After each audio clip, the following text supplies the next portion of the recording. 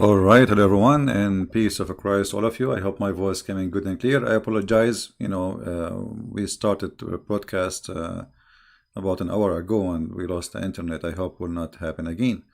Uh, there's nothing I can do about this one. I mean, it's an internet, the company, the internet drop. Anyway, we continue, and I hope that the Muslims who they are listening, they will share with us their ideas and what they think. In front of me, I have a picture of the Kaaba. I mean, this is the Holy Kaaba swimming in the mud of the sewage. And yet the Muslim, they claim that this is the most holy place and the location chosen by Allah. I mean, it's chosen by Allah. It's in the worst location in the world. So what if it's not chosen by Allah? I mean, imagine you are a person who hire an engineer, and this location is chosen by an engineer, and this engineer, he put your house where the poop and the sewage will cover it, and yet this is a holy place. Actually, the Quran says that the Kaaba is a holy ground, and Christians and Jews and Buddhas and atheists and anyone who don't believe in Allah, they are unclean, they are filthy, dirty, najas. Najas is not just unclean, it means like nothing can clean you. You are really filthy. So, because you are unclean, you cannot enter that holy ground. But poo-poo can cover it. I mean, you cannot, but poo-poo is okay. You see, when the Quran says that those who they are not Muslims are unclean and they are filthy, dirty, and then we find this picture, as you see in the screen, how the Kaaba is flooded and covered by dirt. So, why Allah, the one who is supposedly choose the location, did not stop the flood from covering his Kaaba? Why Allah don't use his fingertips to lift up the ground of the Kaaba? I mean, it's very easy. You see, the Himalaya mountains, they are growing mountains, which mean they are not really fixed. The size of it is growing because the magma in the ground keep pushing up. For sure, it's slowly happening, but the height of the mountain is increasing, not decreasing. So what Allah need to do, just lift up the ground under the Kaaba, and you can do it. And yes, Allah have a fingertips, And the funny, the Muhammadan in their videos trying to refute me, they say Christian Prince, he says Allah, he have a body part. All Muslims agree that that's not true. I mean, look at the idiots.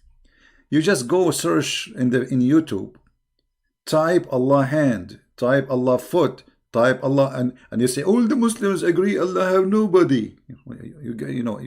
You are the most funny scam ever. And you think that people will believe what you say.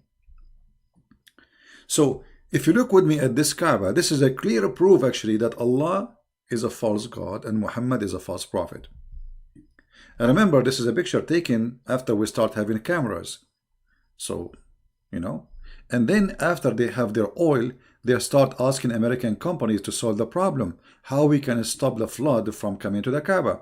Which means this Kaaba was flooded for centuries after centuries after centuries. And Allah did not do it, but the American engineering can do it. You believe it? The God of the Kaaba cannot do it. All those thousands of years, we have Islam already is more than 1,400 years.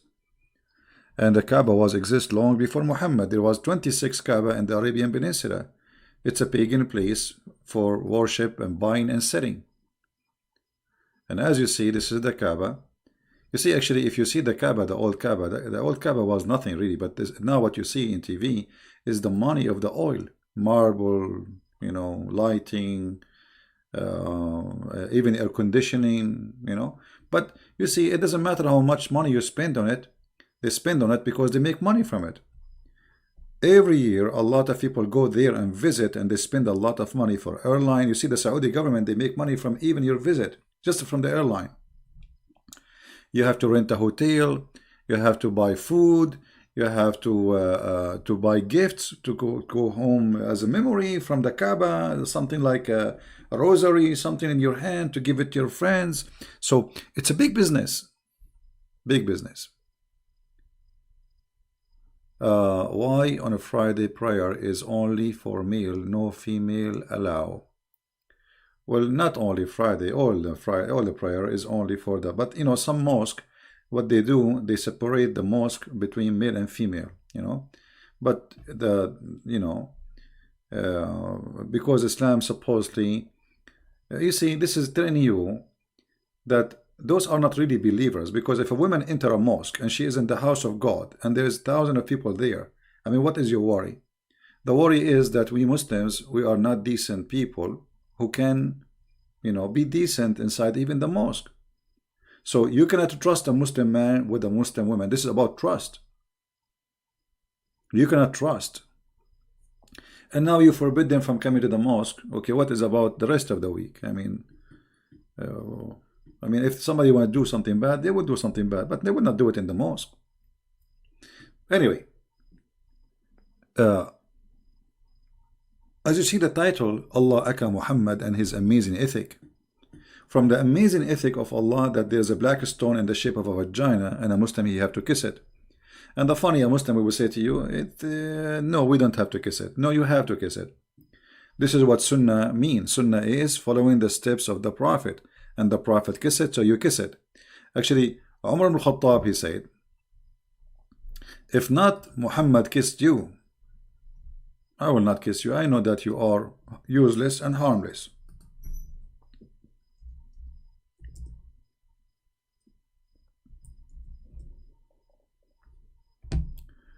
This is Umar ibn Khattab saying it clearly and getting Muhammad busted, by the way, because when he said this statement, he proved that Muhammad is a fraud. Why?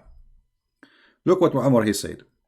Umar came near the black stone and kissed it and said, no doubt, I know that you are a stone and can neither benefit anyone nor harm anyone.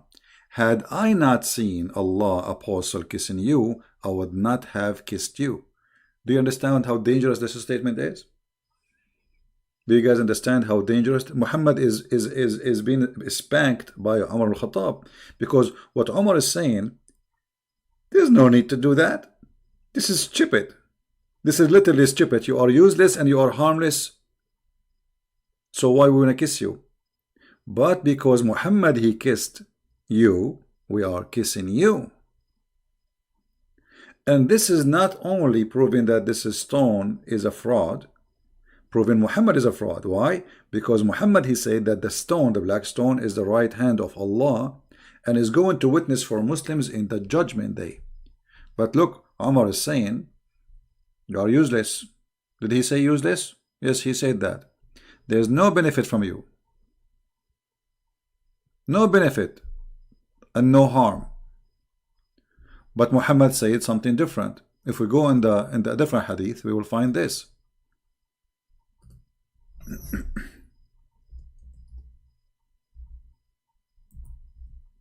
So one of them have to be a liar, either Umar or Muhammad. And here in this case, I believe Muhammad is the fraud. Let me instead see the hadith.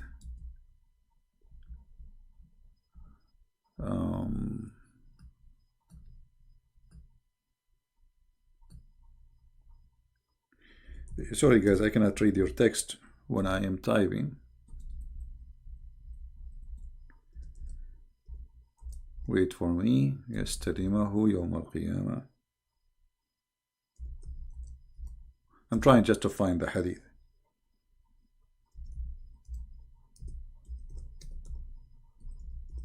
Let us see if we can find it. Here we go. This is Muhammad saying this following statement. And the Muslim cannot say this is da'if as usual. And by the way, what they say here, Hasan, which means good, it's a stupid statement, because this is a book which is supposedly a sahih book. What do you mean Hasan? So anyway, I heard Ibn Abbas says that the Messenger of Allah said, this stone will be brought in the day of resurrection, and it will be given 2 eyes, with which to see. What to see? This is not metaphorical. This is not metaphorical. Is going to be given eyes, literally eyes, which is going to see, and a tongue which to speak, and it will bear witness for those who touch it in sincerity. But isn't it Muhammad, isn't it Umar al-Khattab, he just said that you are a black stone, you are useless, you are harmless?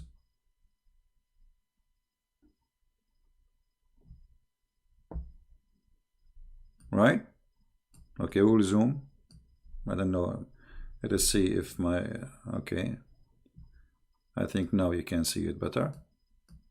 See, but Umar, he said that this stone is useless, harmless.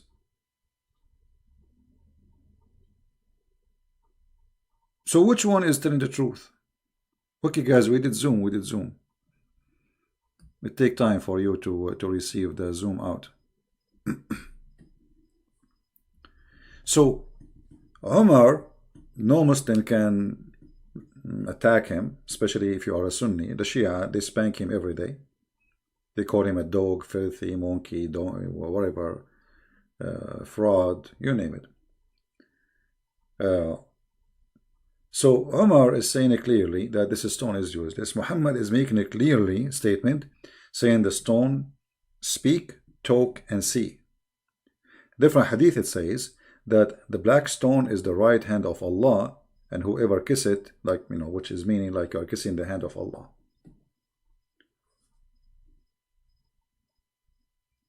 So how this can be ethical, that there is a God, he ordered us to kiss a black stone in the shape of a private part, claiming that this private part is going to witness for us in the day of judgment. And what is witnessing mean? I mean, what do you mean with black stone? So do Allah need witnesses? What is that? So this is not metaphorical. This is literally happening. Muslim today, they kiss the black stone, which is nothing but the private black stone, which is for the god of fertility. And by the way, what is left from it is not only, there's no stones there actually. The whole shape you see, if we go right now, let me find the black stone image. There is nothing left really of this stone. What is left there is just little tiny rocks in the size of your fingertip, and they place it inside the wax. Every week they have to do maintenance for it. The funny that they have to do maintenance to the stone of Allah. Allah cannot do maintenance to his stone. Allah could not preserve his stone. You know?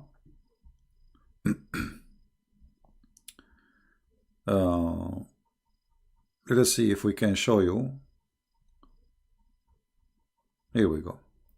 This is how they are fixing the black stone. I will put it for you on the screen. Give me a second. They do waxing. Here we go. They do waxing for the stone, you know, and this waxing supposedly is because the whole stone is wax. There's nothing left. There's only small tiny rocks inside the wax, and this is what is left of the black stone. Actually, there is videos. There's videos in YouTube. You can search it about doing maintenance to the black stone. So look at this.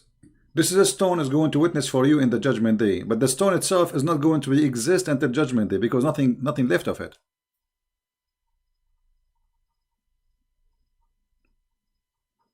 Do you see the stupidity? This stone cannot even survive, and we need to do maintenance for. And what is left of the stone is this. Here we go. You see, this is the rest is wax. You see it? Do you see it? This is what the black stone is. What is the black stone? And actually, if you look, you will notice that those stones are not from the same rock, which means there is a cheating here. Do you notice that there is some stones that are whiter than the other stones? Where is the black stone? So the ethic of Muhammad to make us kiss a private part of a woman, and the tafsir, not me. You see, the Muslim, they might say, where is it? I can show you the tafsir where it says that the black stone became black because of the sin of mankind, because women, they used to touch their hand and they're full of a blood, and they put it inside the black stone, asking Allah, the God of fertility, to make them have a child. Because women at that time, they believe the reason they don't have babies because they commit sin. So they go to the black stone, they place their hand in their private part when they have their period, because now they want the period to stop so they can have a baby. So they put their hand in their private part when they have their period, and they go around the Kaaba naked. Is that true? Absolutely. If we go to the hadith, we will find the following. Totally naked. And then you need to ask yourself, what was the religion really practiced in this Kaaba? Because why people, they are going naked around the house, which is the house of Allah?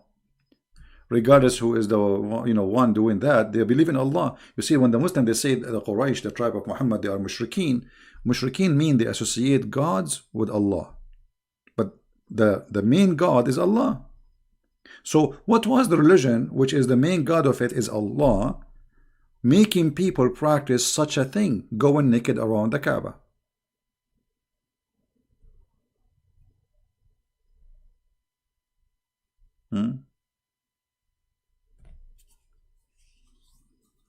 I think my connection is good and there's no problem. No, I think here, the location I am in, when too many people use the same, I mean, it's like a peak time. Today is a Friday evening, and too many people using the internet, and then the speed it drops suddenly. I hope that will not happen again now. So obviously the practice telling you that there is something wrong in this religion. Those who they are doing this nakedness thing, they are believers in Allah. They are not believers in something else. You see, when the Muslims, they say Muhammad was fighting his tribe, still the tribe he is fighting, they believe in Allah. They are not believing in a different God. So what was the religion really, which is believing in Allah, making people going around the Kaaba naked?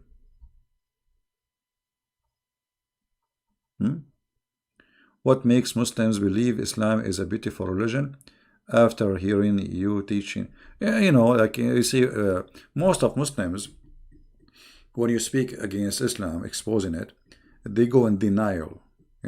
If you watch the videos, Muslim trying to refute me, I mean, they ignore what I said and they speak about something that is not there. As an example, they try to refute me about,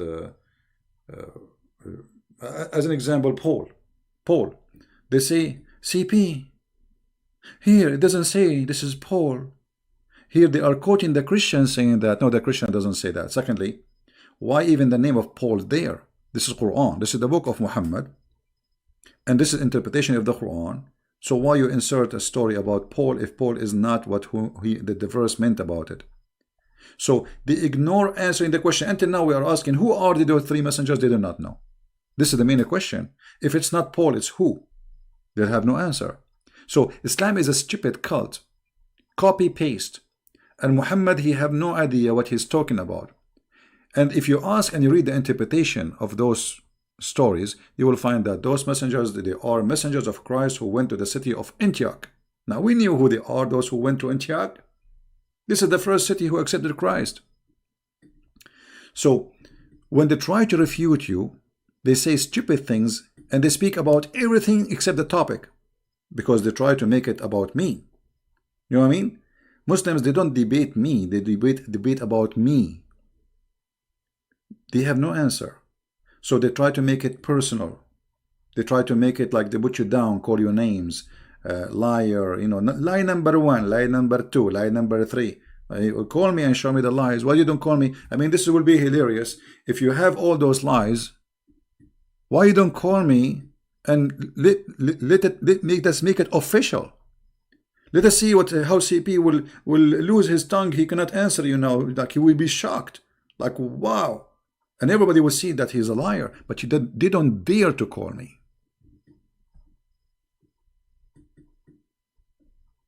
And this is the whole point. And now what we are talking about, they will go and make a video says, CP, Those are not the Muslims going around the Kaaba. My friend, at that time, the Kaaba, you see, when Muhammad supposedly forbid going around the Kaaba naked, the Kaaba is already under his control for a long time. Why he was waiting? Why Allah did not make a verse in the Quran? Look, the Quran have a verses about who Muhammad can sleep with, or verses Muslims don't enter the house of the Prophet without permission. Like what? This is a verse. This is God is talking.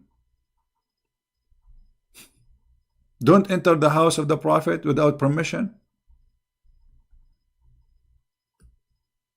So he have time to make a verse about don't enter the house of the Prophet and don't eat his food and don't eat his sandwiches.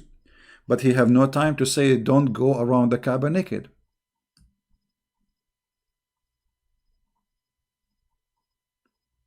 It's not about brainwash. It's about, most of Muslims, they think this is their identity. So the second you start exposing it, he feel like he is the one is under attack. It's not a religion. They take it in a personal way.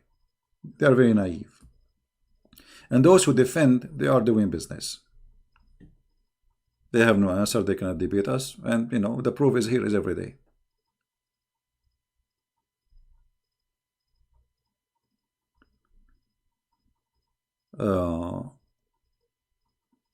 Refute the army story is real. But my friend, how an army of elephant is going to pass all the way to Mecca? Just to show you how stupid this story is. I mean, Muhammad is officially an idiot. This guy, he heard legends and and yeah. If we go to the verses about the elephant,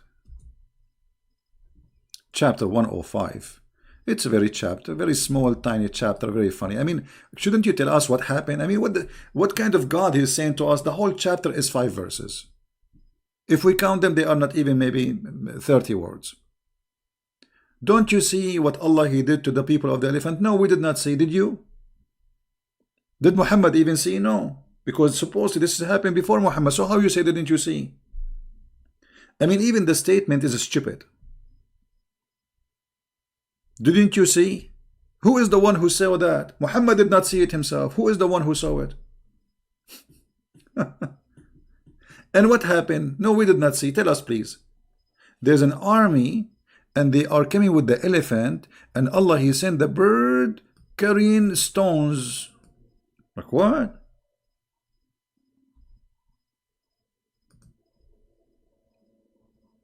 What is that?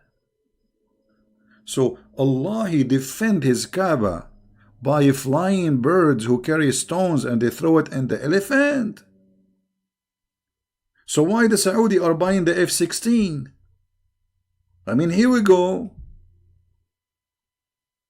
Why Saudi? They have more than 8,000 American soldiers right now as we speak in Saudi Arabia. Why they are asking the American to fly with their AWACS on the top of Mecca? You have the birds, my friend. And not only that, there is a story. Actually, the Kaaba was destroyed many times after Muhammad. So the story here not only is stupid, the story is getting busted by itself, by the history of Islam. Al-Hajjaj, he destroyed the Kaaba. There is many names, but the most famous one is Al-Qurmuti. Al-Qurmuti, who destroyed the Kaaba, and he took the black stone and he made it a stone for his own business, like bathroom, for more than 20 years. And not only that, Al-Qurmuti, when he destroyed the Kaaba, and the Muslim now, they say to me, it's a black stone, why Allah will defend it? Well, here we go. Don't you see? The Kaaba was defended by Allah. He sent an army of birds. And here, remember, this is the Kaaba where people, they go around it naked at that time. You know what I mean? So Allah protect the Kaaba when people go naked around it, but Allah don't protect the Kaaba when people are not going naked. You know what I mean?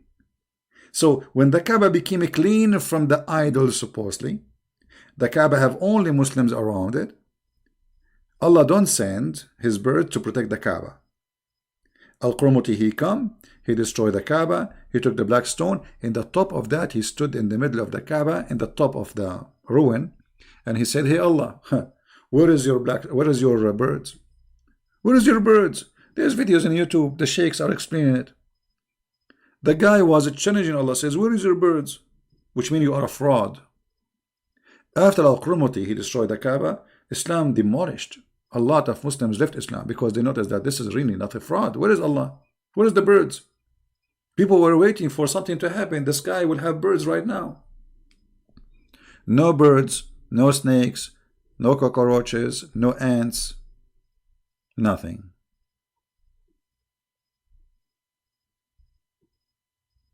So Muhammad, he bring a fraud. Not only he is a fraud, he bring all the fraud stories and he adopted. Any story heard before him, Muhammad, he take it, he adopt it, and he teach it. Right?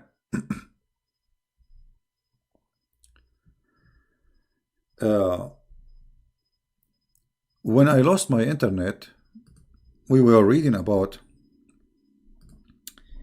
Muhammad advising a man not to marry a woman she is widow or previously married, to marry a child.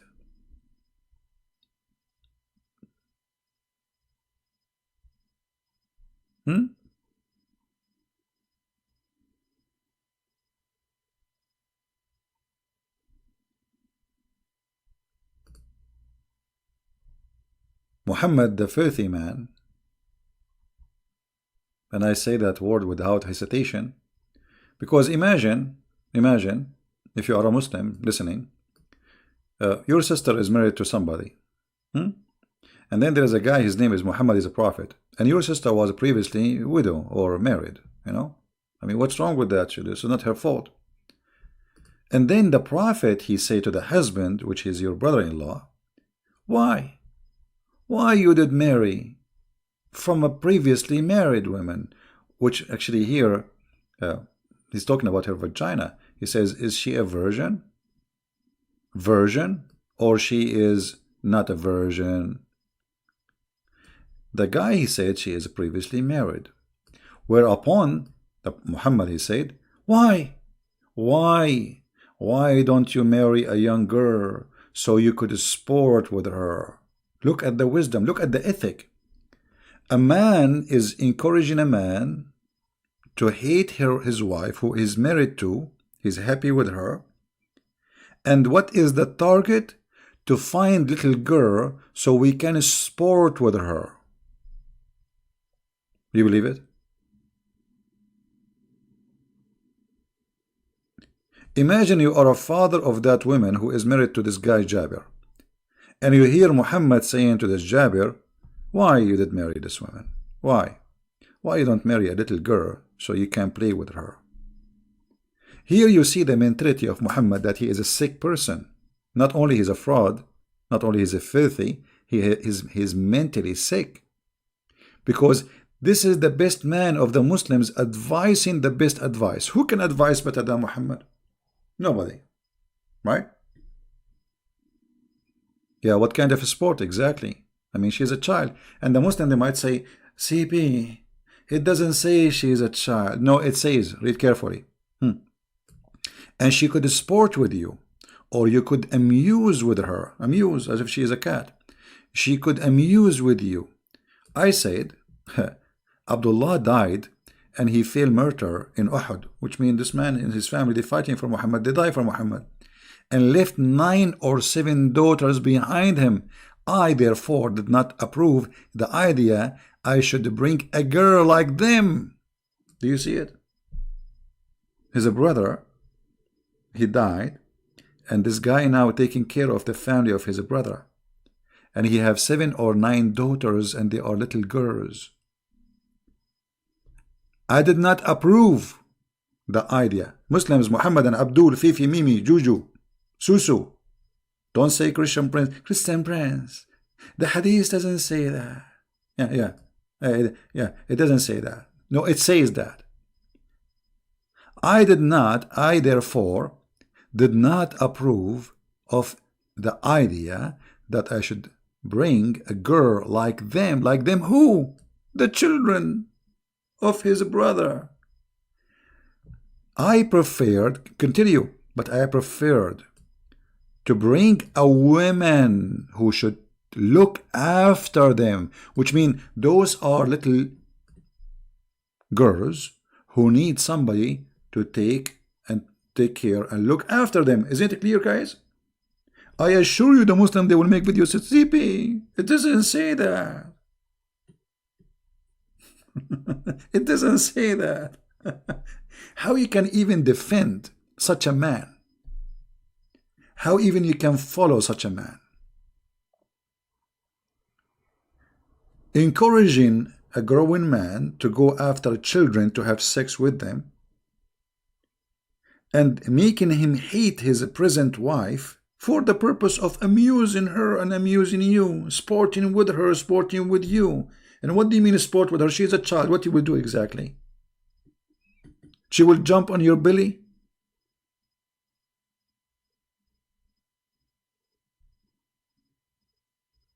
How in the world anyone can believe in such a man? I'm going to open my Skype for Christians to call because I promised them today that I will take calls and I want to keep my promise. I hope we will not lose internet. Look like we are going fine. Let us see where is my Skype.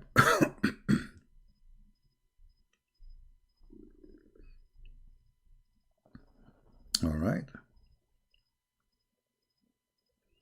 Okay, my Skype is open. If there is any Christian want to call, and let us do it this way. The one who texts me first, I will call you. So don't call right away. All right. Hamidin, Hamis. What is that? Muslim? If you are a Muslim, let me know. Text me first, please. And then I will call you based on your text, which means first text, first call. So we don't disturb each other like you call me when I'm talking. Just text says, I want to talk, can you call me? And I will call you back. Seriously, what we are going to talk about in Skype? Sarah, don't talk, nobody is asking you to call. Seriously.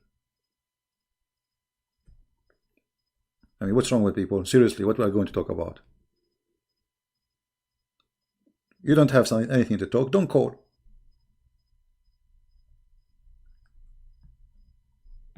Yeah. So Christians, they can call if you have anything to say. If you have anything to share for the free, we are receiving calls for Christians.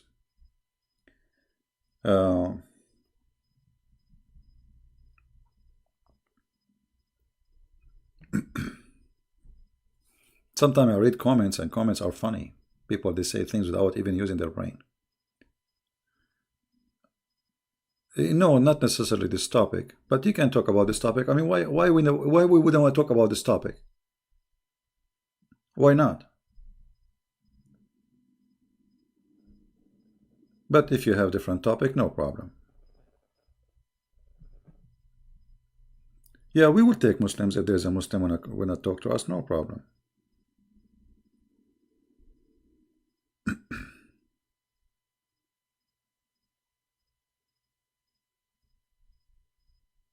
Yeah. So how this man Muhammad can be a prophet of God?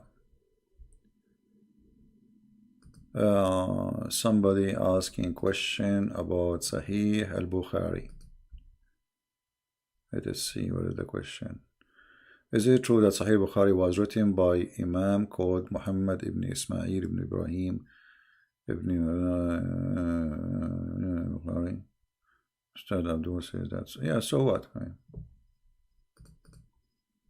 By the way, Al-Bukhari, there's nothing is called written by Al-Bukhari. There's no book called Al-Bukhari. Al-Bukhari, which we are reading right now, this is not a book written by Al-Bukhari. Nobody have a book. It's called Al-Bukhari. All right. Hello? Good morning, Mr. Prince. Hey, my friend, how are you? Doing good, Mr. Prince. How are you? How is everybody? I'm all right. What do you like to say with us? Yeah, I want to say with one verse from the John chapter. Jesus says, I am before Abraham. Yes. That chapter, you want to help me to people to understand also where he saw Abraham in the Old Testament. Uh, in Genesis 14 chapter, when Abraham went to the war and when he coming, he meet one person. You want to explain to that to people that verse, please? Well, you know, the Bible speak about even the Lord. He came with the two more person, you know, to Abraham, and Yes. Abraham he bowed down. So when the Messiah he spoke about Abraham, he saw me and he you know, pleased with my day. You know, he was rejoicing with my day. He did not mention when Yes. which one it was when he saw him, but obviously the Bible support that he saw him. You know, he did not Mr. say, Prince, yeah, Mr. Prince, you know the Milka Zida in the Bible in the Genesis? Melchizedek, yeah. Yes, he is the one as the Christ is coming. You please read it for us, that verse, and it will be helpful for each and every people can understand that verse. That is the one, he bring the bread and wine to him, and he is the most king of the church. He's coming from the place, is from the heaven, but in the map, that name is not exist anywhere. That is the one I want to explain to the people, for everyone. I'm trying just to understand. So, you see, for me, God, he appeared to Abraham, and there is the statement in the Bible in many places. So, I cannot say it's just only this is about when Melchizedek came and spoke to, and he saw Abraham. I can say that God confirmed that he met Abraham, and Abraham he saw him as a man. Correct? Yes, sir. Okay, and this is the most important because the Messiah, you know, see the Bible first of all is not let us say mention everything Abraham he did, same as everything about Jesus. Correct? There's no way that you can write a book about someone like the Messiah, and this book is a few hundred pages, Yes. right? Which mean Yes, sir. there's details in the Bible which is the most important for us. Not like the Quran about Muhammad, don't enter his house and don't eat his sandwiches, those silly stuff, you know. Yes. So the purpose of the Bible is to deliver to us, the people who need the guidance, the most important information, not normal information. Otherwise, the books should be written about Jesus, maybe a big, huge library, because the person who lived in this earth 33 years, how many words he said? You know what I mean? Yes, yes. How many words he said, how many sentences he made, how many conversation he had, for sure a lot. So what the Bible focus in is what we need to know, not everything. So the Bible confirmed that Abraham he met like if you go Genesis 18, right? And Yes. and even Genesis 14. and Genesis Genesis 17. So anyway, it confirmed that the Messiah he met Abraham, and not only that, Yes. Abraham he saw my day. And the Jews they said to him, "Well, how you say that you met Abraham? You are not even 50 years old." And here you notice that the Muslims and the Jews they have similar, let us say, functioning of understanding the Messiah. So they could not understand that this is the person speaking that he is God. They are looking at a man who is not even 50 years old, but yet he claimed that he saw and Abraham saw him. And then after that, they try to kill him, because simply he is claiming to be God. As simple as that. And the chapter saying that, and the Muslim they say, where Jesus says, "I'm God, worship me." I'm a God. Yes. Yeah. So the same chapter is saying it clearly that they want to kill him because he is claiming to be God. Claiming to be God. Yeah, and Jesus did not say, "I'm not claiming to be God," right? like when they said he's claiming to be God, did he say, I don't mean that"? No, he did not say. He did not say that. And Yes, and yes, then the Messiah he confirmed in like in other places like in Matthew chapter 22. The Messiah he said to them, to the Jews, and those are very well versed people. What do you say of yes, yes. Christ? What do you say of Christ? They say he is the son of David, from David. David.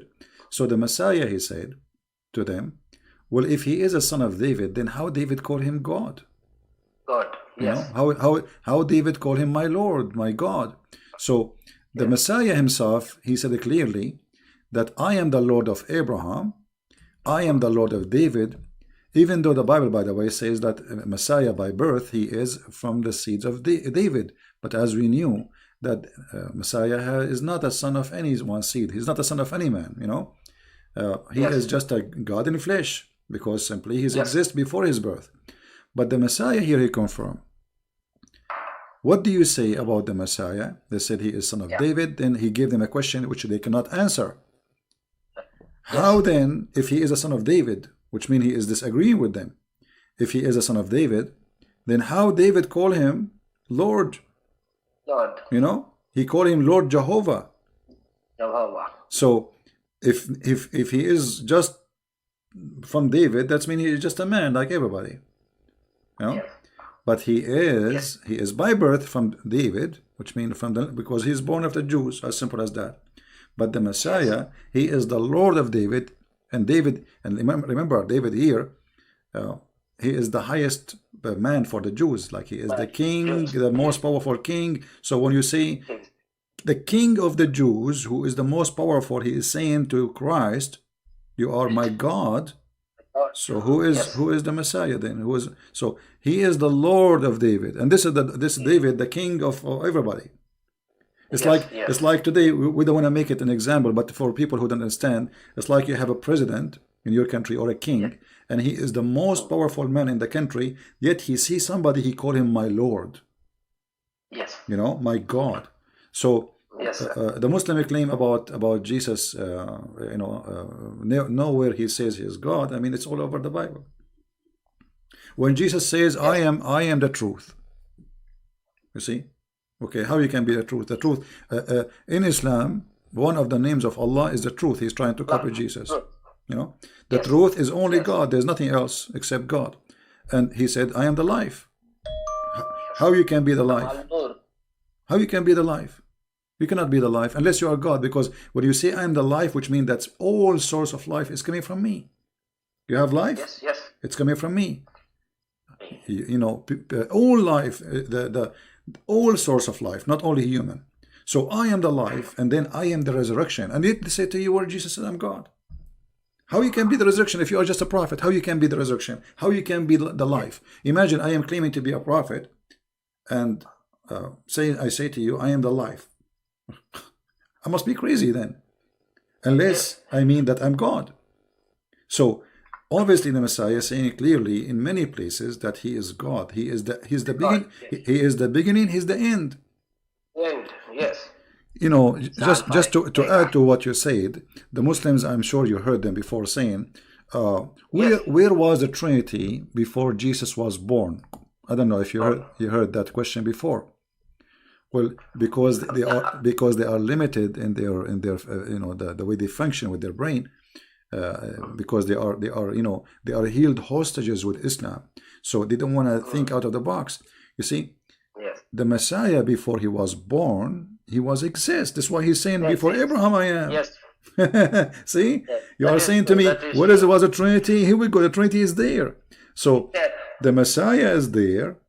His birth have nothing to do with his existence. This is why his death will not make the Messiah does not exist anymore, because the death is the death of the flesh, the flesh of the body. But the Messiah was exist before that the flesh is exist.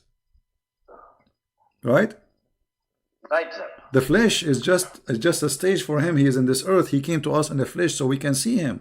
So God, he humbled himself. This is what the Bible says. God humbled himself, and he took the image of a visible man, human being. Right? Human being. So Yes, sir. the Messiah, and this is what the Bible is saying, he is the visible image of the invisible God. God. Yes, that is true, sir. And yet they say to you where Jesus said, and by the way, saying God, it's easy. I can say I'm God too. But you cannot do what Jesus can do. Yes. Anyone can say I'm God. So I mean, what a big deal to say I'm God. I can say Allah. He said He's God, but He cannot do what Jesus do.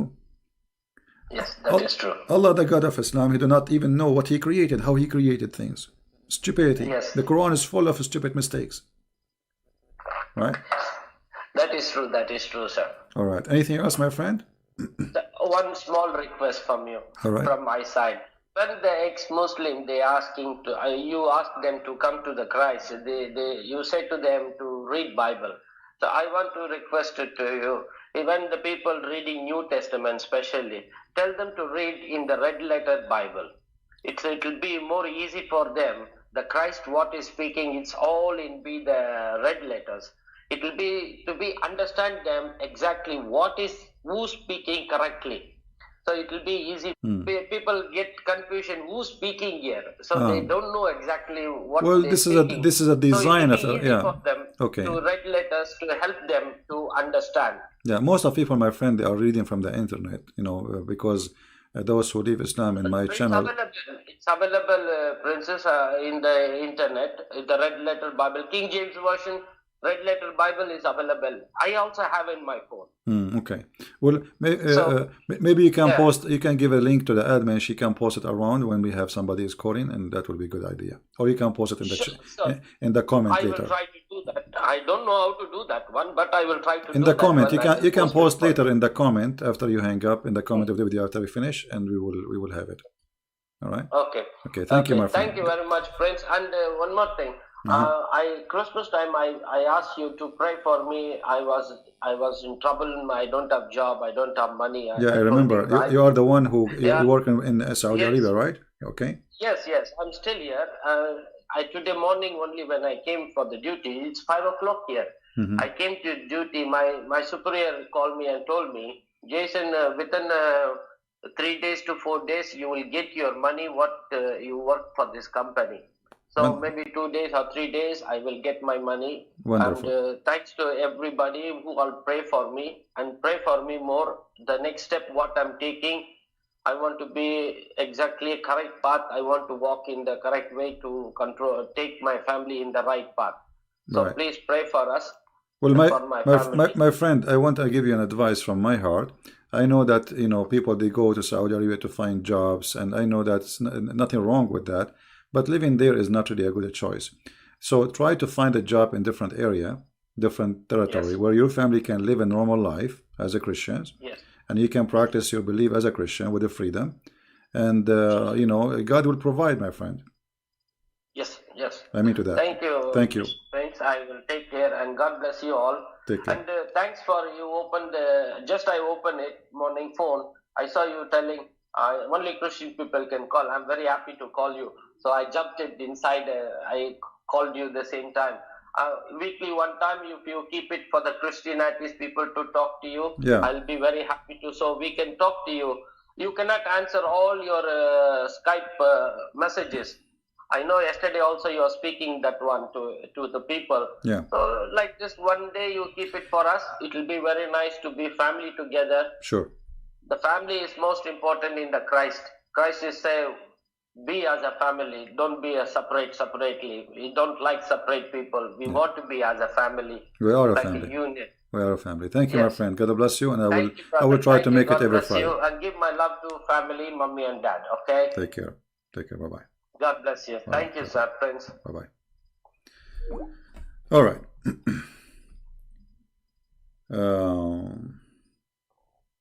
Very nice person. Wonderful family he have. Working hard to provide his family.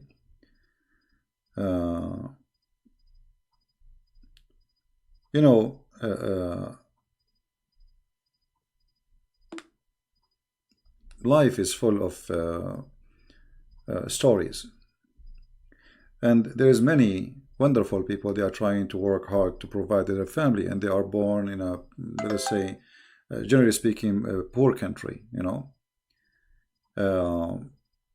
but nothing make you poor as being poor in your heart, because at the end of the day, everybody live. All of us, we will eat something. Bread, it doesn't matter what we eat. There is poor who they are living. I saw poor, really, real poor people. But they are happy, they have nice smile. Me, myself, I don't have it. And the other day I was watching a video about people in the Philippines. They have a flood. The flood took their houses, and they are smiling. I mean, imagine those people. They have nothing. They have nothing before the flood. Little tiny house made from, and you think they are poor, even if you are rich, because there is people who have a lot of money, but still they are poor because they want more and they will never be satisfied. So we pray that this brother here, and I hope everybody will pray for me, with me, that he will find a good job to provide to his family. He's not asking for much. He's not asking for to be like a rich man. He just want to have a job for his family. So pray for this brother, so the Lord will provide him, and the Lord will open door for him. Now, we have somebody want to call. Okay, let's see.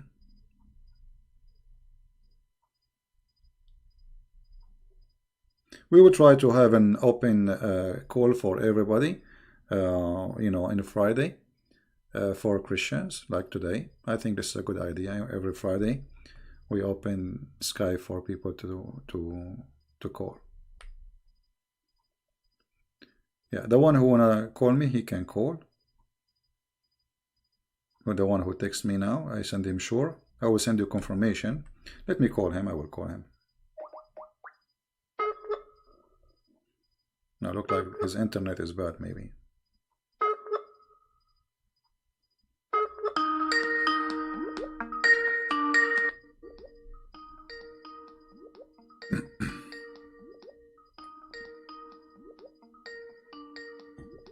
I hope he will answer.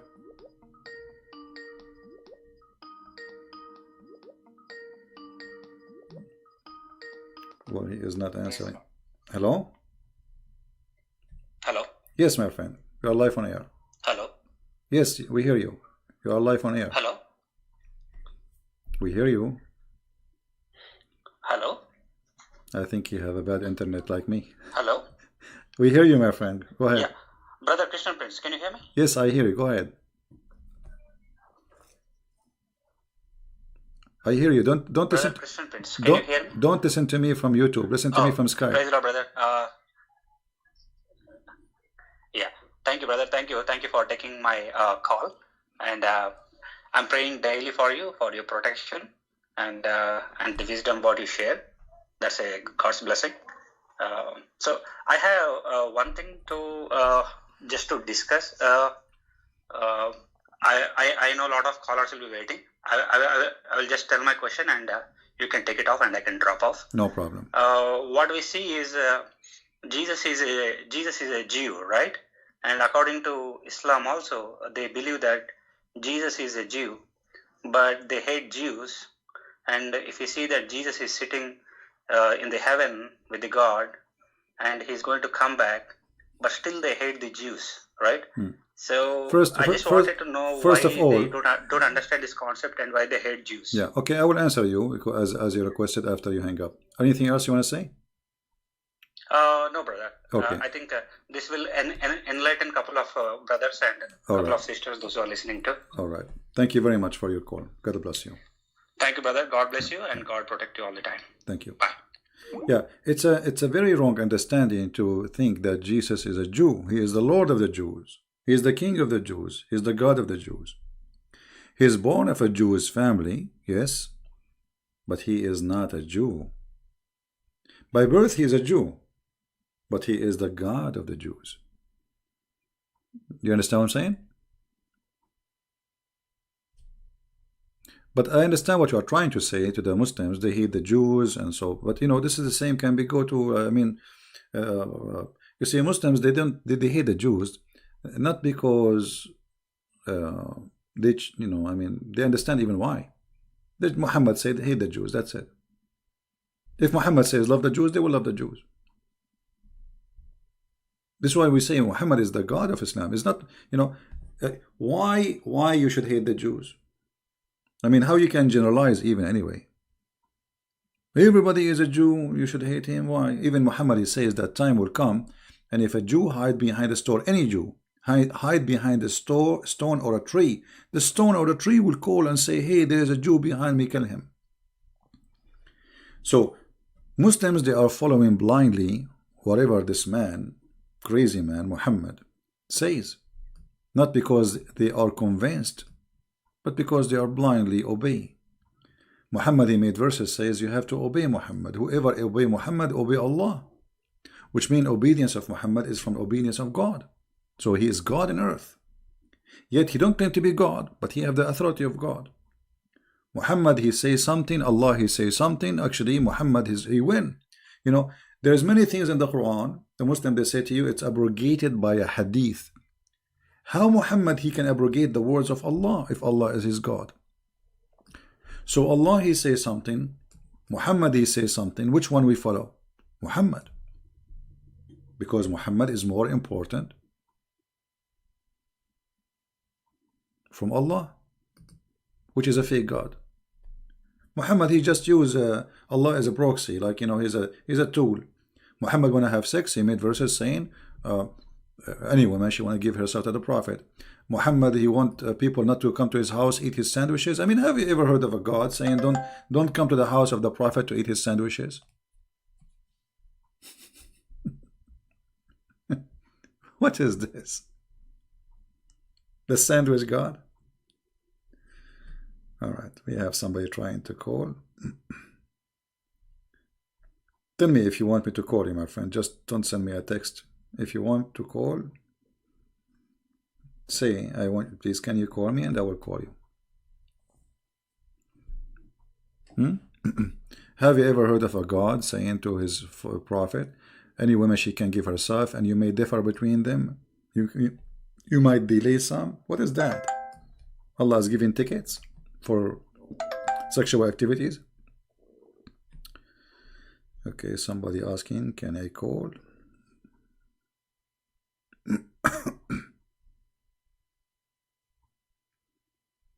No, Skype is very slow.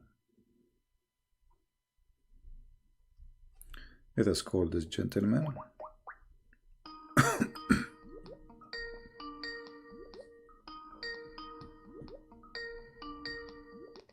Hi, CP. Hello, my friend. You are live on air. Yeah, my audio is clear, right? Sorry? Is my audio clear? Yes, it is. Please listen to me from Skype, not from YouTube. I'm speaking from Skype only. All right. I'm calling from India. You're welcome, my friend. We love the people in India. Yeah, actually, I'm also a Christian by birth and by practice. Okay. And I used to debate a lot of Muslim friends in India. Some people who challenge me, I challenge them back. And I used to listen to all of your podcast in YouTube while going to work. In fact, many days I used to listen in earphone and I with them. Yeah, well, you know, when you want to discuss religion with somebody else, you better, you know, like educate yourself before you speak about the topic. Otherwise, you will look ignorant. Like the Muslims now, when they speak to me, all of them, they look ignorant. Even those, the ones that grow beard, they, you know, they look very ignorant. So education is education is a must. Only facts. Yeah. Yeah, that is very important. That I always realized, and I did that. I wanted to talk to you about John chapter 6. What do you think about John chapter 6? I am a Catholic myself. I believe in the Eucharist. Do you have the same understanding on John chapter 6, which is Jesus presenting his body and blood, soul, and divinity in the Eucharist? I don't understand you, my friend. What you believe in? What? Eucharist, the bread and wine becoming the body and blood of Christ. Repent. Bread and wine, which is you mean okay, okay, he orchestrates that. Yeah, all right. Yeah, you know the Messiah. He said, "This is my body will be broken for you, right? And this is my blood will be shed for you, and do this to remember me." Now, The Messiah, when he said, "Do this to remember me." But by doing that, as he said, as if we are drinking from, but not it is, which means it is metaphorical. We are not drinking blood, right? But in John chapter 6, he is telling, truly, truly, I say to you, unless you eat my body and drink my flesh, you will not have life in you. No, my friend. Yes, when he's, but still, this is metaphorical. Did anyone eat the body of Jesus? I mean, Yeah, let me try to explain to you what I'm. I think John chapter 6 and the Last Supper are connected. Yeah, my friend. Because if you go to Good Friday and look at, you will see only an execution. Unless in the context of the Last Supper, you will not see a sacrifice there. So the sacrifice is orchestrated in Maundy Thursday, and then the Good Friday, the execution happens, isn't it? Yeah, you see, when you read, try to read in more like see the whole image, not only one verse.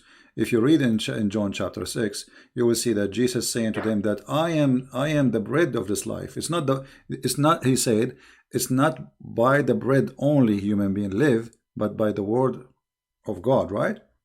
Not only by the bread. So the Messiah. Right, isn't it? Sorry. Word of God is Jesus Christ. Yes, so correct. But this is mean. It's not really about eating the bread. It's not about him being eaten like in the bread. This is symbolic of what he did to us. So he is the bread of life. He is our provider. This is the real provider. You see, bread is coming from somebody, from provider. Somebody provide you the food. Somebody provide you the life. Somebody provide you your blood. So someone provide us your existence. That is God. And the Messiah is saying clearly that I am the bread of life, and by me you will have eternity. Right? So if you go to John chapter 6, you will see in verse number 27, he is saying to them, don't work for the food which is can be spoiled, but for the food which is going to be eternal, and the one who works for it will give in eternal life. And that is the only one who can give you that food. That is the Messiah, right? So this is the food here is not about something we eat literally, but doing what Jesus said is to remember him is something beautiful, and it's a blessed for sure, because he is saying by doing this you are doing that, which means you are receiving my body and you are receiving my gift to you. So yes, taking the bread and drinking the little juice or wine, this is a gift from the Lord, so we remember what he did to us and give us a blessing for our heart and our body. Yeah, that's good explanation. Thank you for your briefing on this. You're welcome. Yeah, I want you to be careful always when you say those sentences to Muslims, because Muslims, they might think we drink blood. You know what I mean? They will say, "Oh, those people, those Christians are zombie. They drink, they eat Jesus and they drink Jesus." So we have to be careful. Otherwise, already they are making lies about us by millions. So they easily straightforward they will make lies, but if you give them something difficult to understand, they will just twist it. Yeah, they twist it in purpose, not only they understand it, but they twist it in purpose to make it look like not what it is. I build stories and then I just twist them into challenging their own idea. Say, for example, I tell them a temple priest who is possessed by their god tells that give me your women to me. And what will you do? I ask them. So they tell me that I will beat him to pulp. He is a false one. Yeah. Then the same is told by your prophet. What will you do? I ask them. Then they get into a shock. Where he said that. Then I quote the Quranic verses. All right. Then they will not be able to answer me. All right. Well, my friend, I want to say thank you for calling us, because there's many people trying to call. I hope you understand. Yeah, and God bless you for your call. And we wish you the best in debating Muslims. All right. Yeah. Praise to Lord Jesus. Take care. God bless. Bye bye. All right. Somebody else trying to call. Let us call this person.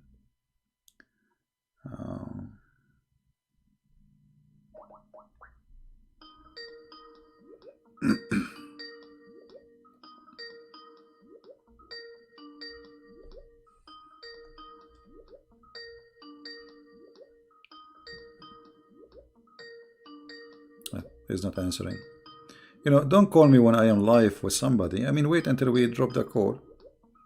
Just send me text, say I want to call, and I will call you back. And now he is not answering.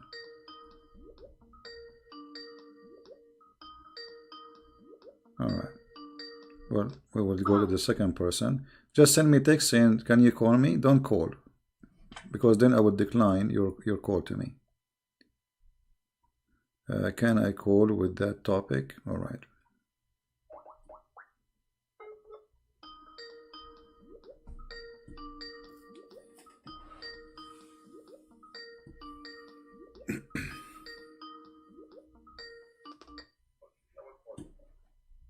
Hello? Hello? Yes. You're live on air. Hi.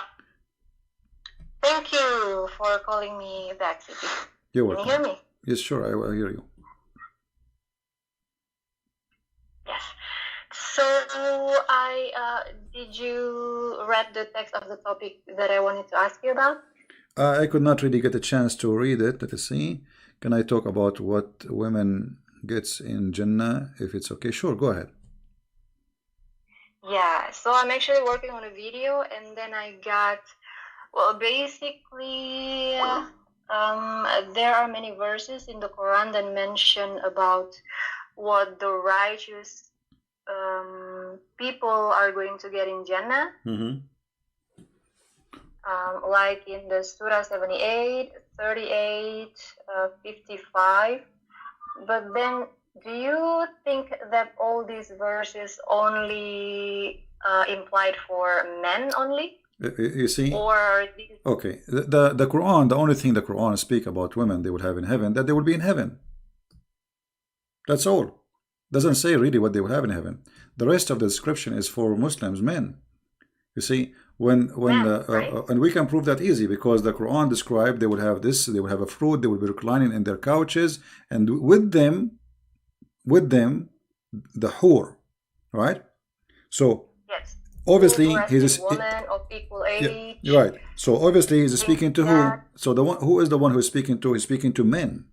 Otherwise, that will make them lesbian, because saying to the and your whore with you. So, and he described those whore that they are, they did not have any sex before. So, if you read the whole verses, this is about Allah speaking to men, which is Muhammad, not to anyone else, only men. All right. So those men, what they will have in heaven. The only thing the Quran speak about women they will have, that they will be in heaven, but they will what they will be? They will be sex toys for the men. Yeah, because I received conversation with Muslims, and they said no, these are also part of this, are also for women, because not all those verses mention about women, only one or two. No, we see, we have the hadith. The hadith confirm what is in the Quran. We'll explain it. Muhammad himself is explaining. So, was Muhammad lying about what he said? Then this will be a problem for the Muslims.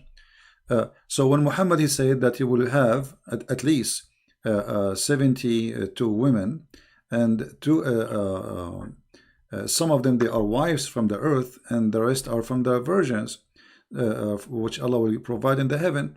So obviously the promise is that the man will have many, the women she will be one of the many. Right? One of the many. Yeah, one of the many. And she herself, she is a gift for the man. He is not a gift for the women. She will be, you see, in chapter 55, verse number 72, it says that those are going to be even jailed inside their tent, which means they cannot see anyone else. Just for the man.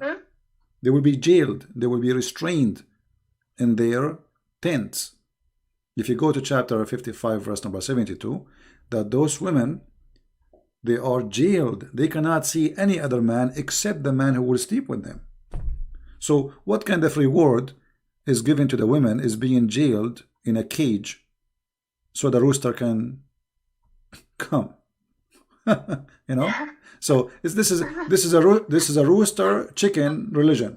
There's one rooster and many chickens. This is the mentality of the heaven of Muhammad. Yeah, this is the fact. One rooster, because if you have two roosters in one place, they will fight, right?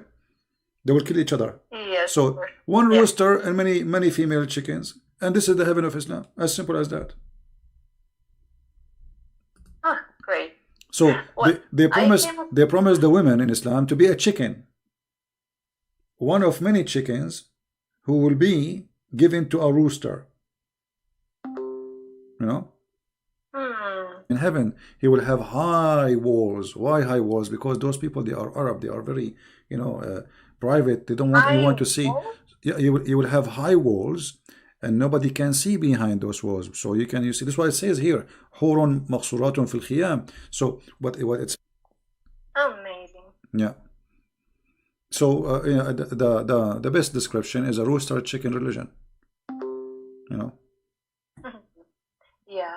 So when I talk to Muslims, and then I came across with this one verse, if you can pull out also from your screen, Surah 33, verse 35.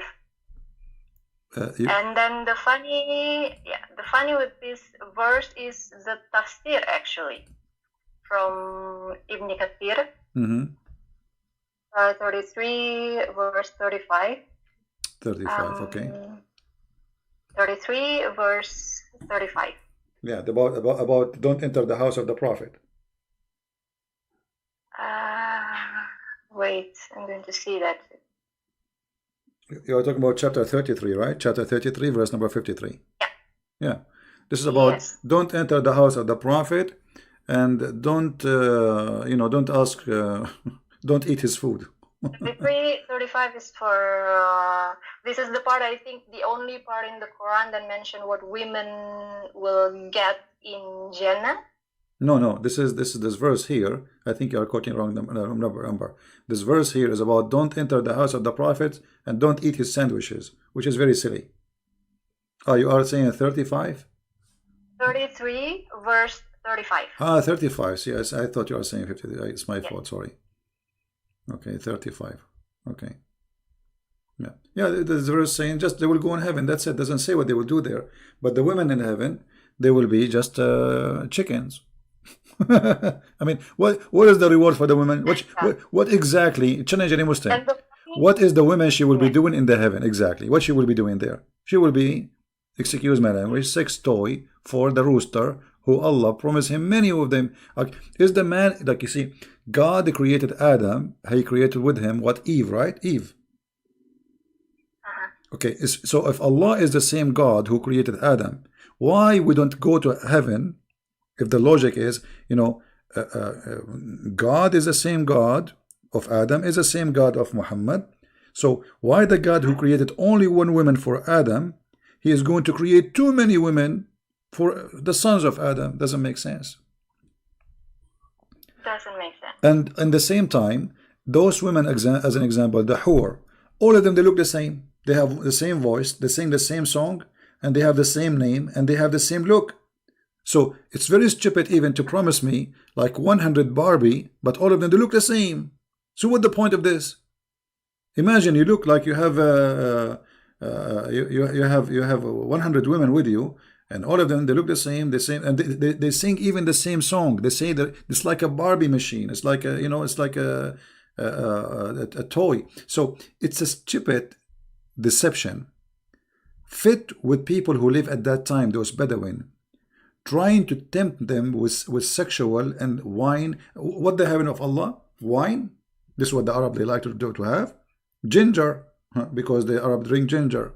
The wine mixed with ginger, and honey, and river of honey and milk, and then women. That's it, and then fruits. So the heaven of Muhammad is just a hotel in Las Vegas, 10 stars. But he don't have, by the way, lobster. He don't have fish, because the Quran confirmed that only only bird they will eat, which mean very nice. I mean, which is bad actually. I mean, come on. I spend my life eating chicken and go to heaven now eating chicken. I want to eat I want to eat shrimp for once in my lifetime. Like, come on. I want to eat lobster. They are expensive here. You know. I want to eat salmon fish. I mean, I go to heaven and now I can only will eat chicken. Yeah, all right. Yeah. All right. Anything else? But the funny with this, but the funny with this verse was actually in the tafsir. Yeah. I pulled out the tafsir from Ibn Kathir. If you cannot put it in your screen, maybe I can just read the sentence. Yeah. It says here the reason for revelation. And I quote, Imam Ahmad recorded that Salama, the wife of the Prophet, said, I said to the Prophet, why is it that we are not mentioned in the Quran as men are? And then one day, without realizing it, he was calling from the mimbar, and I was combing my hair, so I tied back my hair, and I went to my chamber in my house, and I started listening out, and he was saying from the mimbar this chapter. So basically, the reason for this revelation of this ayah is that because Muhammad just got complaint from one of his wives. Right. Always those things happen because Muhammad is simply, he makes things up to fit with what's happening around him. So somebody complain, a woman, she complain. But remember, Muhammad, he made in different hadith, he said that the majority of women, they will be in hellfire. Remember that hadith where he said they are half a brain? Okay, so those who will go to heaven is those who they are only obedience to their husbands and totally obedience, and they are literally chickens, which means you have no say, nothing to say, and that will make you go to heaven. Otherwise, the majority of women, they will go to hell, and the hadith confirmed that.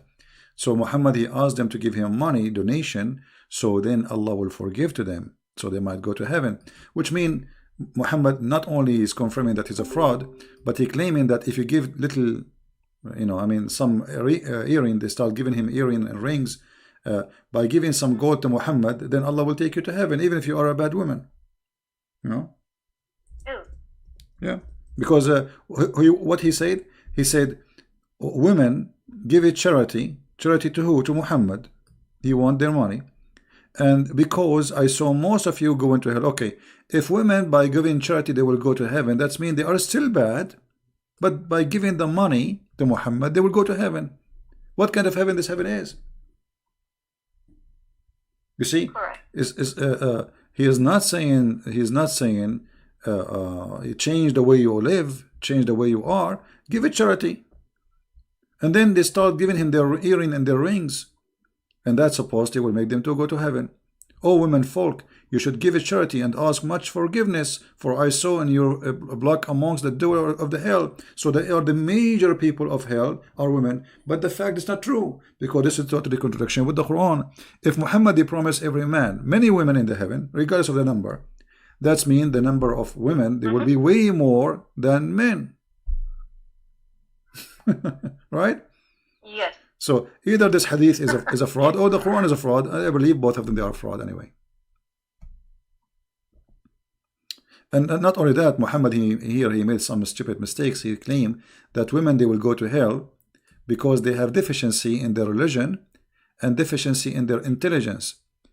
And if you think about it, both who he called them deficiency is not a reason to go to hell. Because let us say a person, he have deficiency in his brain.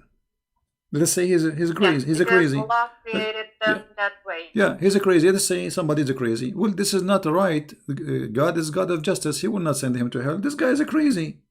You see, God judge you by what he gave you. If you don't have the brain, which you can judge by what to do, what not to do, then why God will send you to hell? So Muhammad saying that women, they are stupid, therefore they will go to hell. But this is stupid of him to say, because if a woman, she is stupid, she is the maid of Allah, and that means Allah should go to hell, not the woman, because she is maid of the maker. Look, and what they ask him, what our deficiency in her intellect and religion?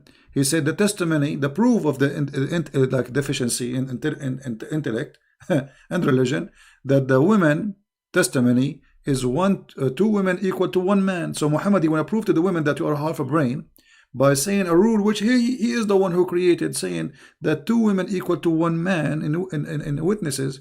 And all of us, we knew this is stupid, because women, they have actually, when it's come to details, women, they have better memory. As an example, if you go with your husband to a dinner, and then we come back and we ask the husband what you ate, he will not remember. He will not remember. Sure. The women, she would describe what women they were wearing, the shoes, the perfume, the earring, the bracelet. I mean, she would describe everything. The guy, he would not even remember what he ate yesterday. So here Muhammad proved again that he's a false man. He put the women down in purpose, because he need the men. He need fighters. Women are just women sitting at home. Those are the fighters. So he gave full control for the man, full promises for the man, and the women, it just exists for the man. Definitely. Yeah. Anything else? So one thing also, CP. Okay. They used to bring up this verse also, Surah 41, verse 31. Muslim women used to bring this verse. And here it says, "We are your protectors." Well, I'm taking from the Yusuf Ali translation. It says here, "We are your protectors in this life and in the hereafter. Therein shall ye have all that your souls shall desire." Yeah.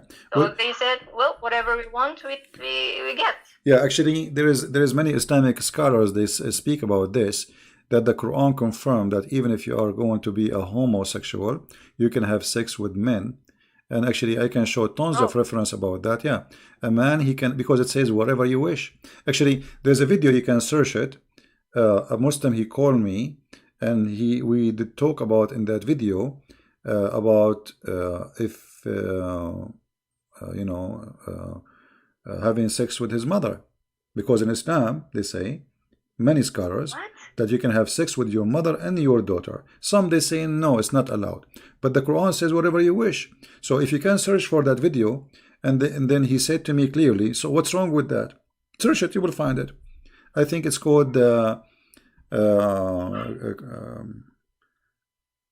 I don't know, Paradise something, Christian Prince. You have to put it, the Muslim, he was calling me and he was defending, he was angry, and he's saying to me, what's wrong with that? What's wrong with you? Actually, I will try to find it and play it right now. After you finish, I will try to find the video. Yeah, of course. And let us see, Christian Prince. For me, it's very hard to find my videos because you type my name, you find endless number. You need to remember the name of the video. Heaven, maybe debate. Let's see.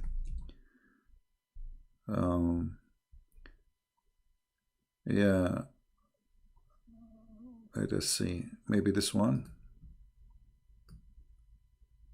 In 2020, start off the year right. Okay, Show your this commitment to one. your family.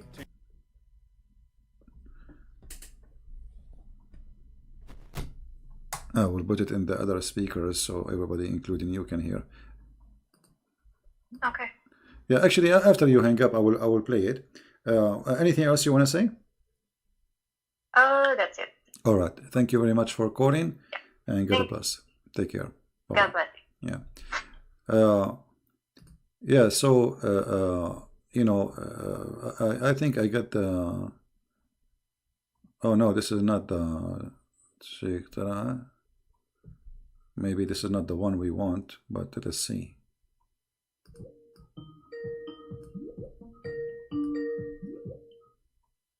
Hello? Yes, Sheikh Talal, how are you? Can you hear me? I do hear you. Okay. Did you hear our topic, Sheikh Talal? You kind of didn't have no topic. You started with the Jannah. Now you're ending up somewhere. Well, it's all the same. All the Jannah is about the breast and boobs and nipples, as you know. So what do you think about your prophet promising you companion in heaven, and specifically when he says that you will have a Jannah with deep shade? What does that mean? The first thing I would like to do is to set some records straight. Hey, my friend, don't set record. Either you want to talk to me about the topic, or why you call me? What record is it? What is it? I think this is not the one. Anyway, I need to find the video I'm talking about. Um, I don't remember really the name of the video. It might be hard to find it.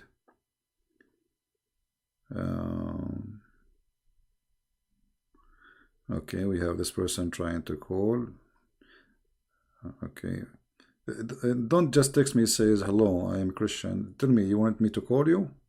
Or just you are saying hello? Don't say hello, please. Don't say I would like to add you to Skype. Just call you know, tell me I want call me.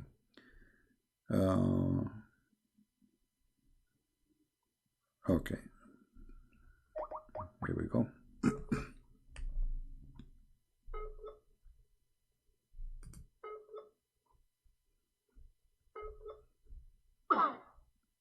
Bad internet. I'm trying to call you, Tamara. This is you. You are saying this is your Tamara, right? So you said this is Tamara, but I cannot. Let us try again.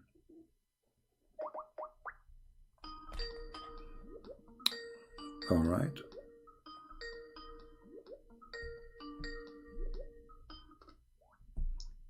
Hello? Yes, hello. You're live on air. Hey, Christopher, this is Tamara. I have How are you, question. Tamara?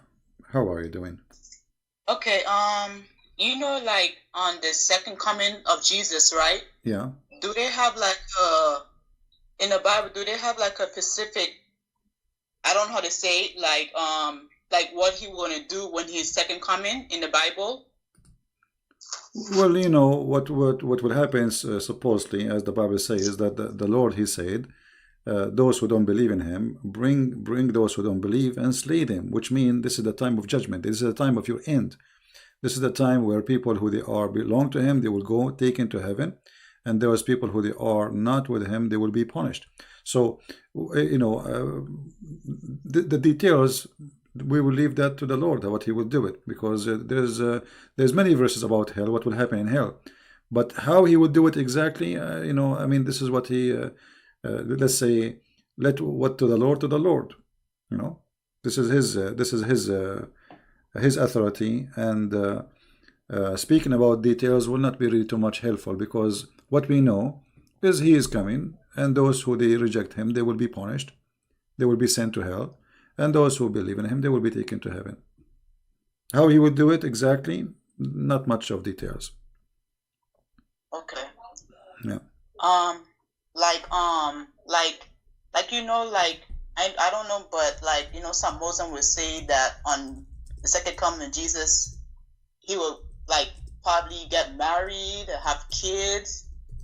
I heard that, and what else? Well, this is those things they say. There's no source for it. Not from a Christian belief, not from Muslim belief. It's a stupid thing. They say things that not exist.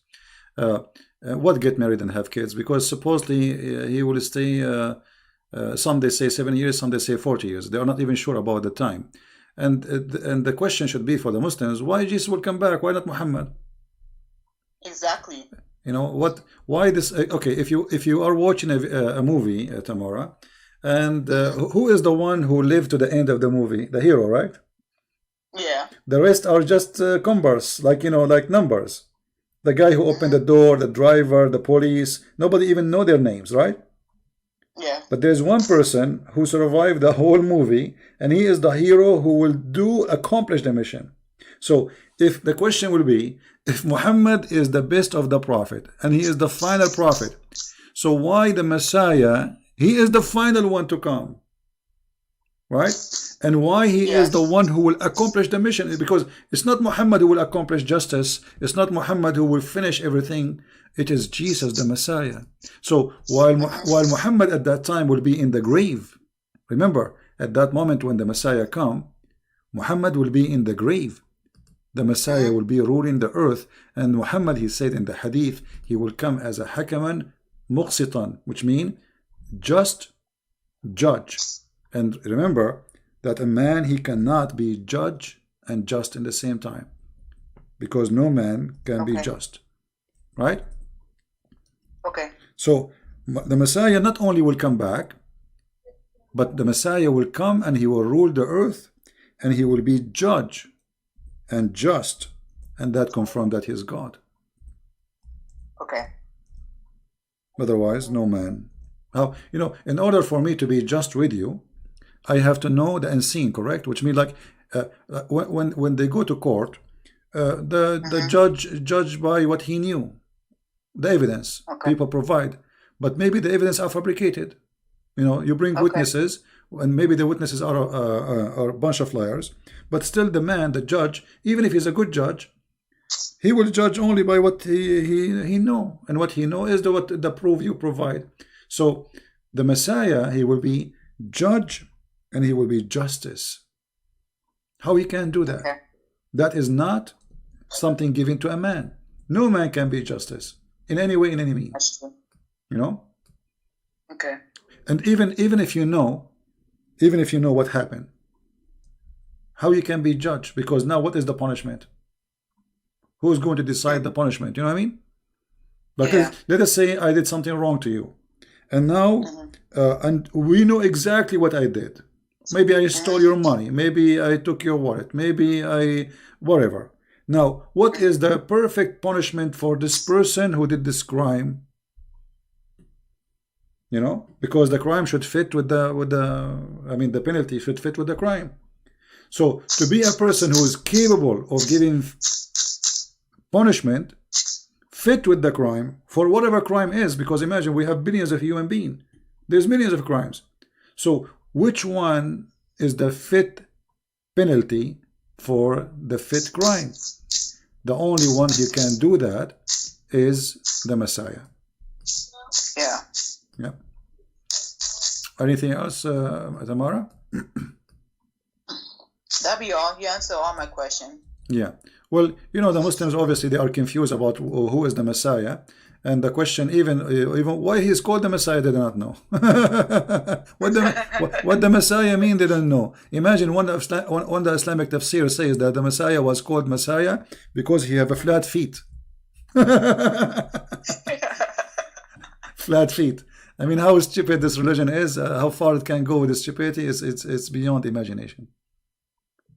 Yeah. Okay, Tamara. Thank you very much for calling. We will take another person. You're welcome. Take care. Okay. Bye-bye. Bye. Yeah, the Messiah is a judge and ruler. Let me see. I'm trying to find the hadith, so to wait on the screen. Hold on.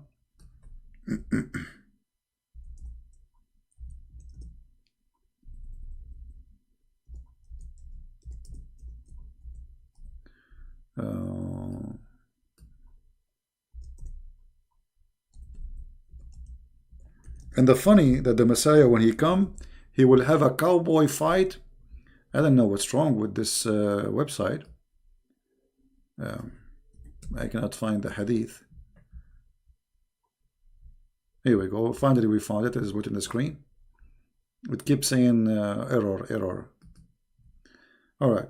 So the Messiah, he will come, and Muhammad, he swear, he took an oath, saying that the Messiah will come, and he will do, he will be just judge, as you see in the screen. This is not my statement. In the same time, he will kill the pig. I mean, how silly. How silly.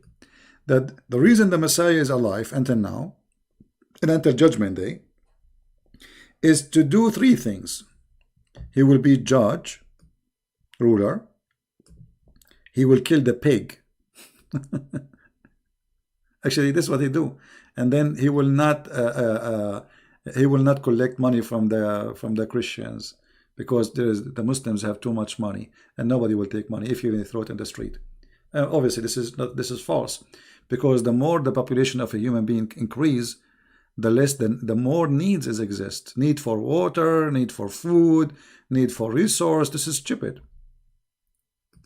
So Muhammad have his own fiction stories, which, getting him busted, as always. Okay, someone...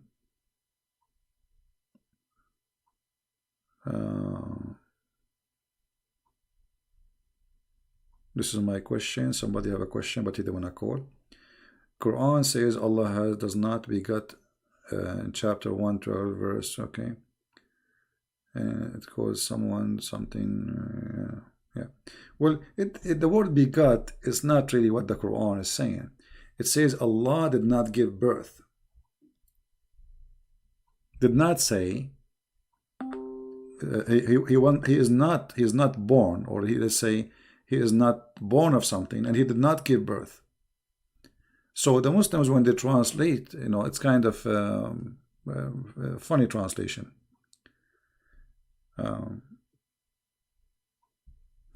Let us go to the verse he is talking about before we take another person.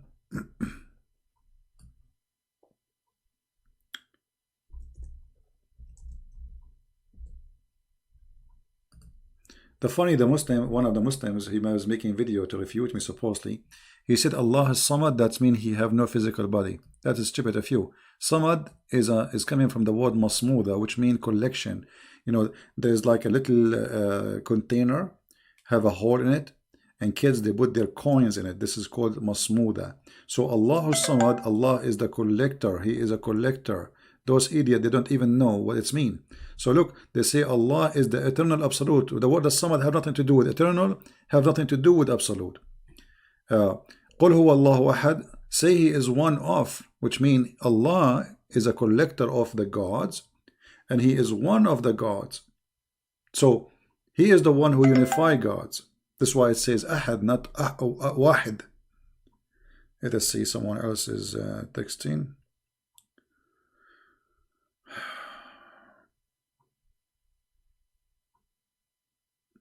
I'm wondering if you are Hafiz for the Quran, which means I can recite the Quran by heart. No, I don't do that.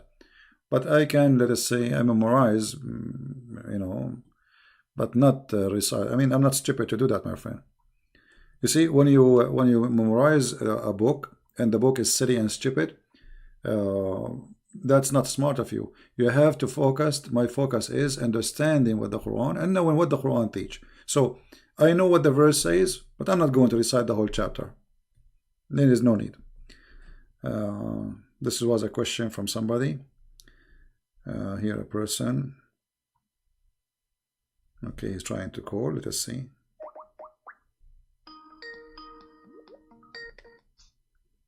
Hello? Hello? Hang on, I just got to turn it down. Can you turn... How are you today? I'm fine, my friend. Can you turn YouTube, please, down? Yeah, I'll just turn it off here. All right. I just wanted to say thank you for everything you've done. You're really clever at how you promote how to unfold what is in the book and to present it to people so they know the true understanding of it. Well, there's no need to thank me. I'm doing my duty. I mean, isn't it our duty to share the truth?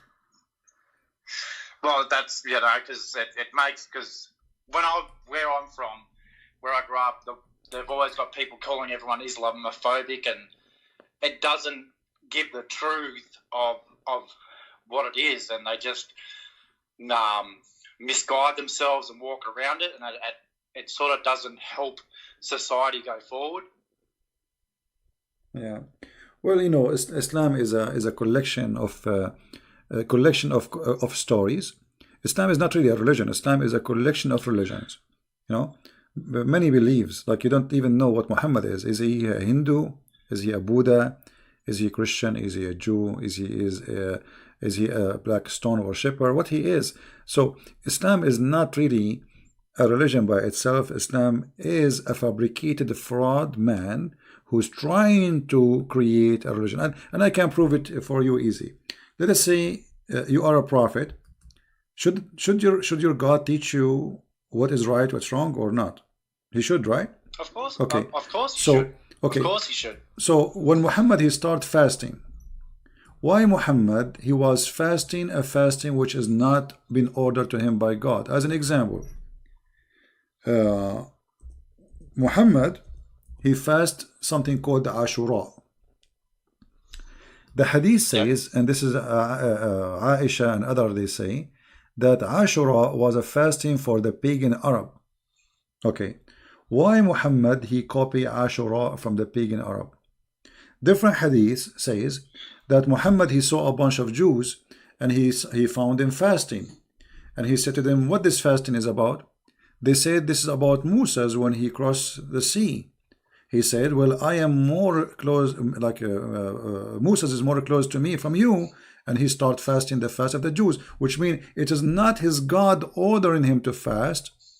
It was him liking the idea that as long this is a fasting about Moses, I will fast about Moses.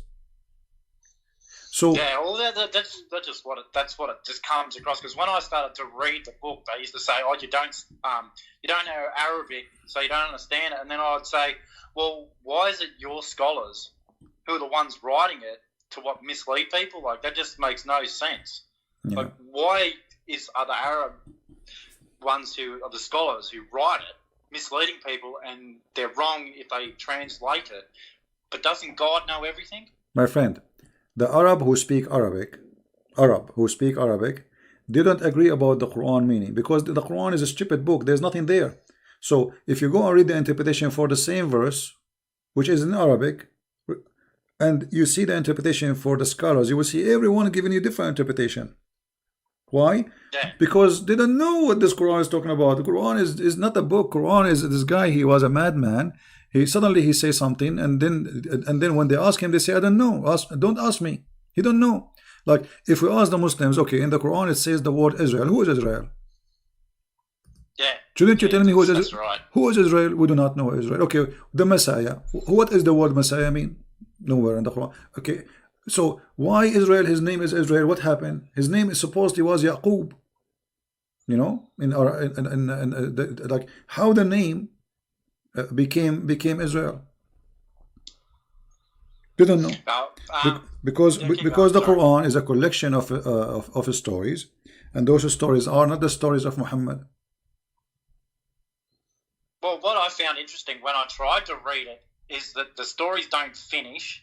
They're all over the place, and it's sort of like, well, if this is a book from God, why is it so poorly written and just makes no sense? Like, Yeah. I just can't. If it's from God, He's perfect. So why is your book not perfect? That's just Well, my it's not, personal opinion. the Quran is not only not perfect. There's nothing perfect in the Quran. I mean, name for me one chapter in the Quran is not stupid. Just one. Actually, here we go. We have almost. I can't, because I can't read something that is poorly written. It's just like, this is not from God because it's just poor. Yeah, exactly. The Quran, every single verse in it is stupid, and we can show how stupid it is. So here we go. We have Muslims are listening. We have almost 800 people watching. I encourage any Muslim to call me right now and give me one chapter makes sense, just one, and give me the interpretation. That's how I had to buy your book so I could understand it. Yeah. Because your books explained it. Because it was just like, I'm having trouble reading this. So I was reading Quran and I go, well, I bought your book so I could understand it. And I'm like, oh, this is what they're trying to say. But it's just poor. Just very poor. Yeah. Well, thank you very much for calling, my friend. Anything else you want to share? Oh, no, God bless you. I'm just very happy that, you've helped me with a lot. So thank you very much. God bless you. Thank you, my friend. You're welcome. Enjoy your day. Thank you. God bless. Take care. Bye. Bye-bye.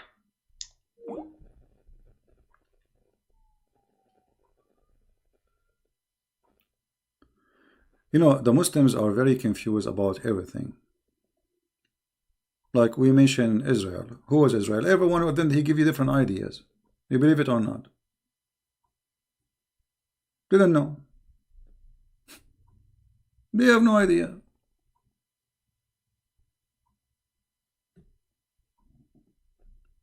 What Maryam mean? They don't know. Why she's called Maryam? They don't know.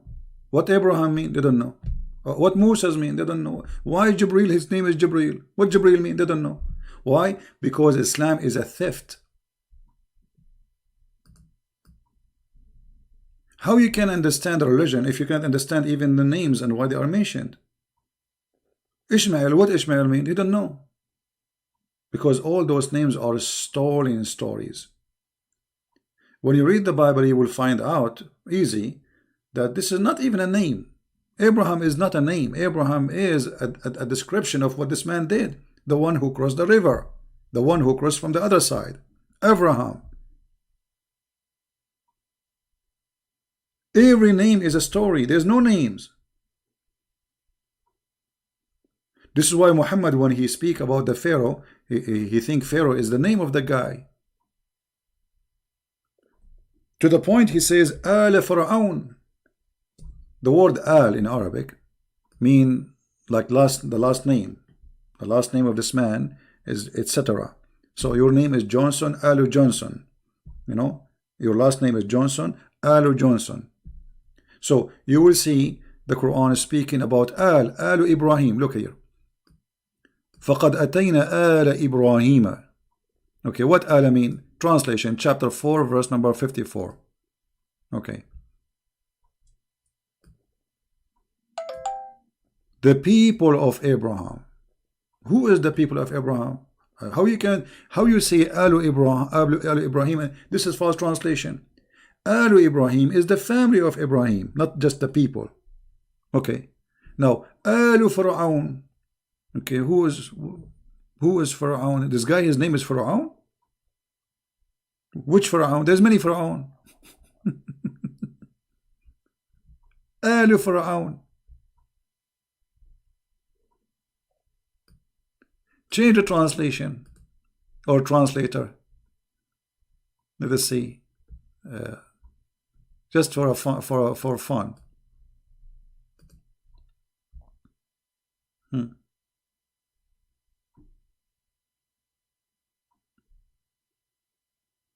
What Alu Fir'aun? All the names mentioned in the Quran, there's no dating, there's no name. Like the Bible speak about who is the one, the king we are talking about. This Pharaoh. Here we do not know who's guy. When Musa was exist? When Israel was exist? Who is David? What David mean? What Sulaiman mean? So, because the nature of the Quran is a collection of stories by others, like, oh, children of Israel. Okay, shouldn't you tell us first who is this guy? His name is Israel. Imagine this book keeps saying children of Israel, once after once after once. Where in the Quran we find the introduction for this person who his name is Israel and the children is called children of Israel? Who is he? There is no introduction. Well, if you go in the Bible, you will see details and the story, how this person, what his name become. So Muhammad is just a liar, a thief. He collects stories as an example, not necessarily, not limited to this. If you go to the chapter of Al-Kahf, the story of the ant.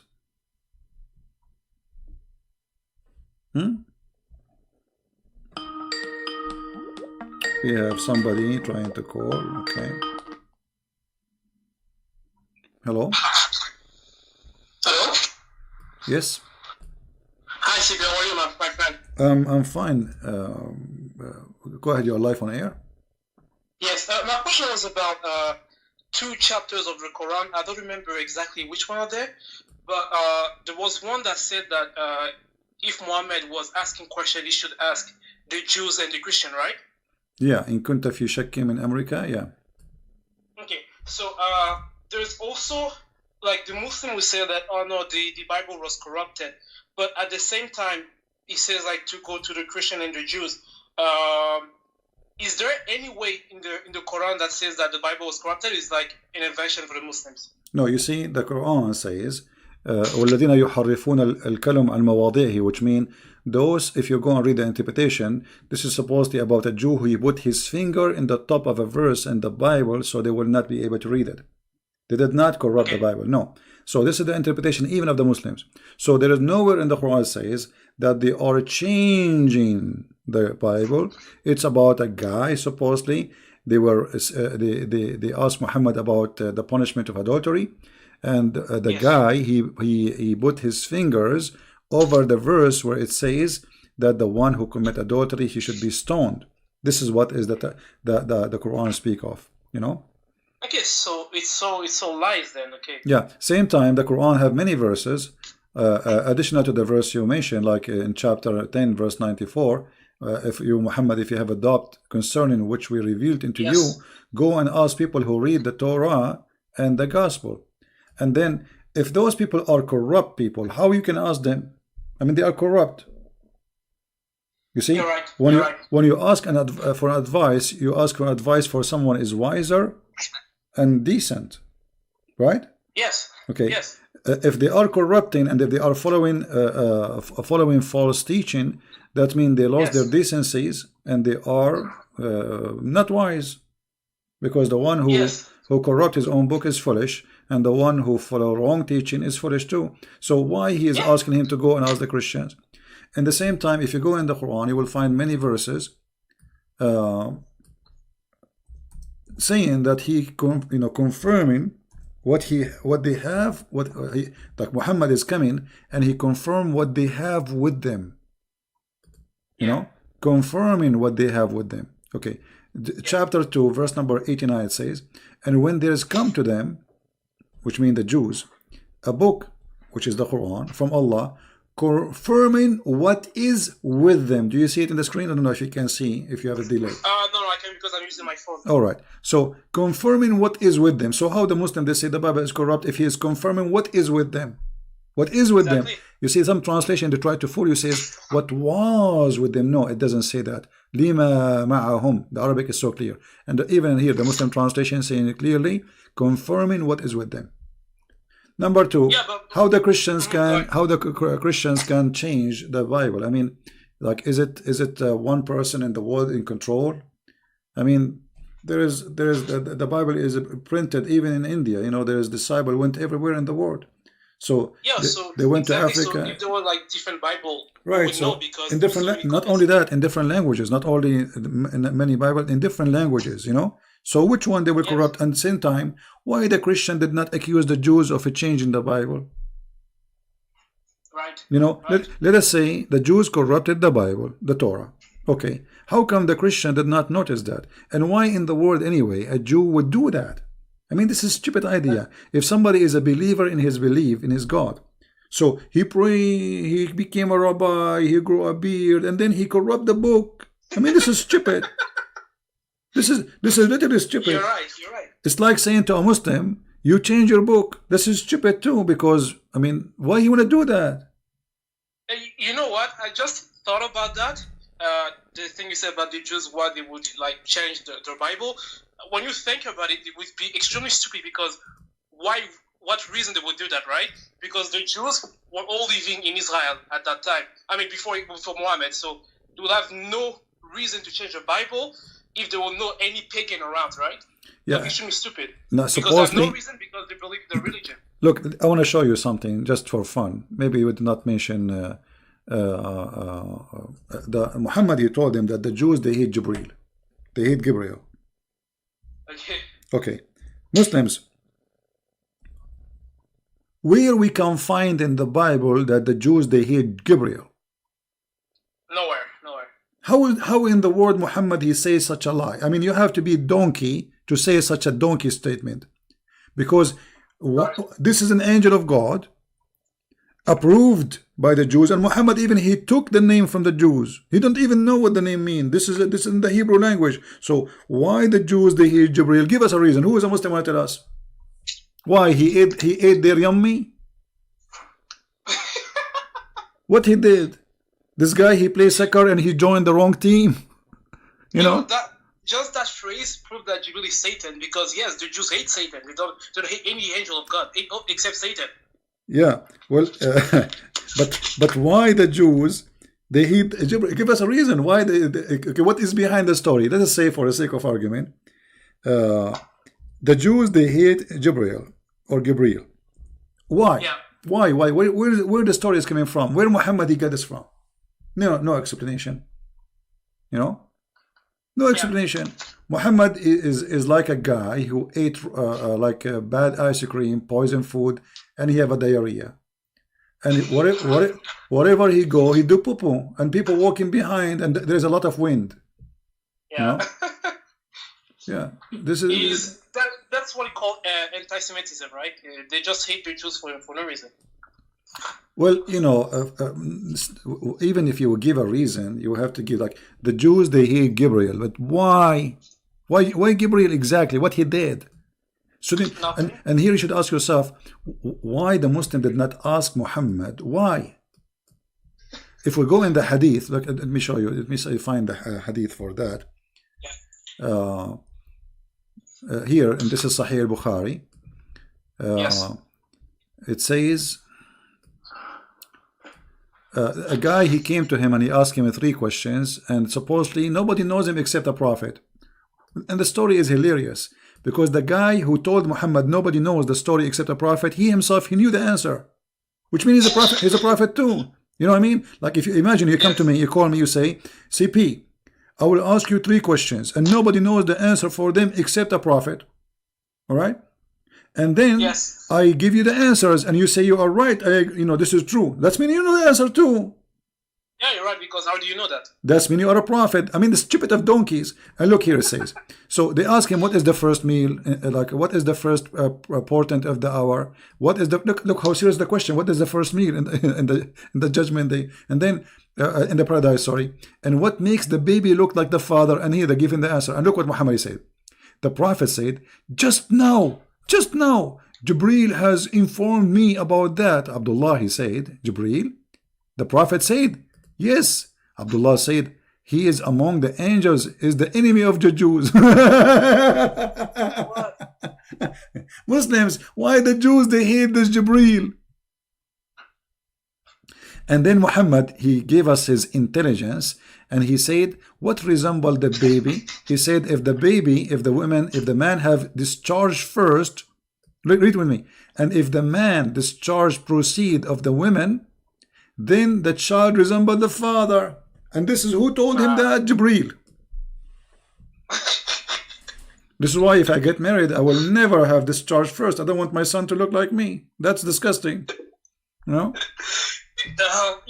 Every time I read the hadith and sometimes the Quran, I have the feeling like Muhammad was trying to make fun of the Muslims, or I don't know. It's so silly that no one can see that kind of stuff and have a straight face. It's impossible. You must be like making fun of me if you're saying that to myself, right? Well, because there's so many stupid stuff in the Quran and the hadith, so it's so amazing. Yeah. Well, we laugh and the Muslims have no answers. And the Muslim, they say we refute him. Refute me, here we go. Yeah, Mimi hijab. Yeah, Mimi fufu. All right, my friend. Anything else you want to say? No, I have a nice one, my friend. All right, thank you very much, and God bless you. You too. Bye-bye. Yeah, actually, it's good to hear from wonderful Christians, to hear their opinion and what they like to say and to share with us. I have a question about why Christ come for the Jews while they already do all been told by God in the Torah. I'm not sure what you mean. While they already do all been told by God. Well, you see, being a Jew does not mean you are saved. See, the Jews, first of all, they are the only one who worship the true God. So it's very normal for the Messiah, who the Jews are waiting for him anyway. They are promised. They've been taught about him. So he will come and he will be of the Jews. So he come to the Jews for many reasons. Number one, those are the people who choose him, which means they choose to worship the true God. And he is the one who chose them to come to them, through them. Secondly, the Jews are not saved unless they have the correct... just give me a second, please. I will call you back. Let me answer this person. I will call you back, the one I hang up on you. So the Messiah, he come for the Jews for a very simple reason. First, it's time for him to come. Secondly, he will come through who? Those are the people who believe in him. Those are the people who are waiting for him. And those are the people who he promised they will come to them. So why he will not? So you will see that all the stories, like when Jesus said that Abraham, he saw my day, and he rejoiced for seeing it. Abraham is not a stranger. Abraham is the grandfather of the Jews. So this is a family who decide to believe in God out of all the world, when everybody was worshiping idols, everybody worshiping rocks and stones, this family and this man and his wife and his family after him, they decide to follow the true God. So it's very normal for the Messiah to come. Now, the Jews, they've been taught everything in the Torah, including that the Messiah will come. So if you are talking about why the Messiah, he came, because in the Torah still saying to them that the Messiah will come. And until now, actually, there's many Jews are waiting for the Messiah to come. So he come to them first because he promised them. Secondly, to explain to them many things they have wrong. As an example, the Jews, they've been given orders to observe, like Sabbath. The Messiah, he said to them, Sabbath was made for the man, not the man was made for Sabbath, which means the Jews, they have a wrong understanding of their own scriptures for a long time. It's been said to you, but I say to you. So they have a statement said to them, but they have wrong understanding. The same when they went after the women to stone her. He said to them, well, if one of you, he have no sin, stone her. Which means you are a bunch of hypocrites going after this poor woman. So the coming of the Messiah is to fulfill, as he said, to complete. It's not completed yet. Same time, to bring salvation for mankind, all mankind, not only the Jews. So he come through the Jews, but he's not only coming to the Jews, he's coming for all mankind. This is why he said they have sheep out of this. This is why he said, I am not of this world, I am from above. So he came through the Jews, for he promised the Jews, and the Jews waiting for him. In the same time, he is coming not only for the Jews, he's coming for all of us to bring salvation. All right? Let us see the person who is trying to call. I will call you back.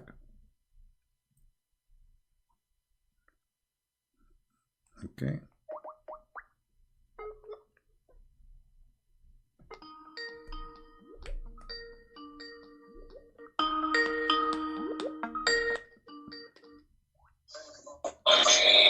Hello? Please mute YouTube. Mute YouTube before you call me. Mute YouTube before you call me, please. Okay, I have to hang up. Before anyone call me or talk to me, mute YouTube. Before you answer Skype, if I am calling you, be sure you mute YouTube, then take the call. All right, hello? Hello, question, please. Yes, my friend, go ahead. You are live on air. Yes, hi. It's me again. It's me, Sundar from Nepal. Hey, my friend, how are you? Nepal, that's wonderful. How is Nepal going? How is life there? Well, it's still the same, you know. Yeah, okay. But I'm fine. Thank you for asking. Yeah, I remember you. You are the person who became a Christian from Nepal, right? Well, yes, I'm yes, you can say that. I would like to say that yes, I'm a Christian from Nepal. All right. Okay. What do you like to say to us, my friend? Go ahead. Well, I have one of these things going on in my mind a long time already, because you know this. The Muslims, they always say that how can God can kill his son? That Jesus was not the one who was crucified. Why would God punish his own son by crucifying and killing him in the cross, right? Mm-hmm. So, but as you are the expert already, I would like to know. I lost you. Yeah, he have a bad internet.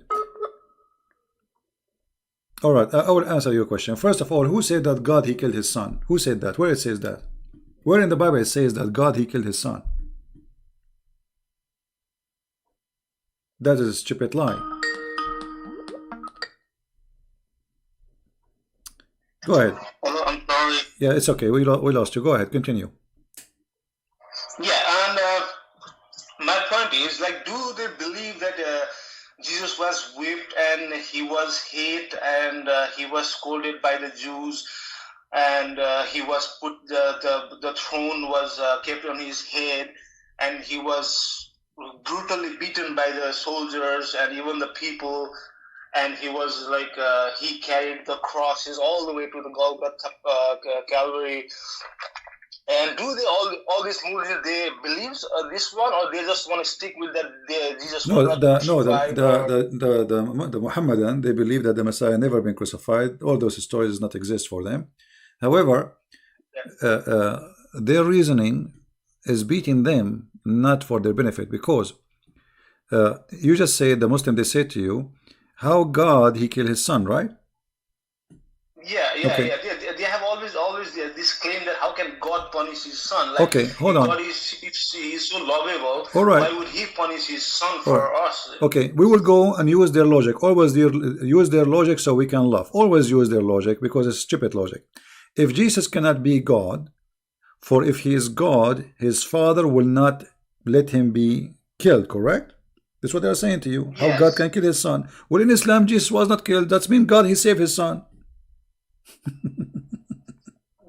Right? Same time, this is how stupid the logic is. Why Allah, if he is the God of Isa, why he saved Isa, but he did not save Muhammad? Muhammad, he died because of a poison. Why? He definitely didn't save Muhammad. Right. Why Allah did not save Muhammad, but he saved Jesus? Any Muslim have an answer? Why Allah he hate Muhammad and he loved Jesus? The life of Jesus is more priceless to Allah, more than Muhammad. Okay, it's okay. Don't call me back. It's okay, my friend. I got your question. That's it.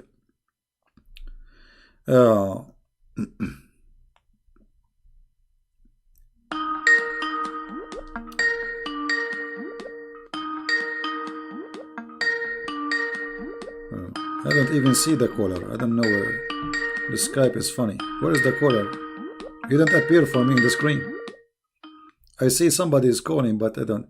No, don't call me, Sandra, my friend. I got your question. No problem. No need to call back. So, if Jesus cannot, if their logic, if Jesus is the Son of God, there's no way his father will kill him. Okay, I will go with your logic. Well, that means Jesus, Son of God in Islam. This is number one. Proving that you are stupid in the way you think. Secondly, where in the Bible it says that God he killed his son? That's stupid of you. Jesus said, nobody can take myself, but I lay down myself by willingly. Only me, I lay down myself. And God knowing about what the Jews will do doesn't mean that God he killed Jesus. The Father and the Son.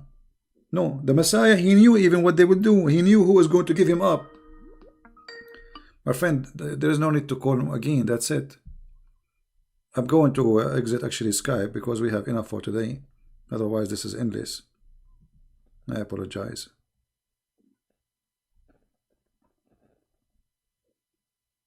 What ayah in the Torah to the Christian?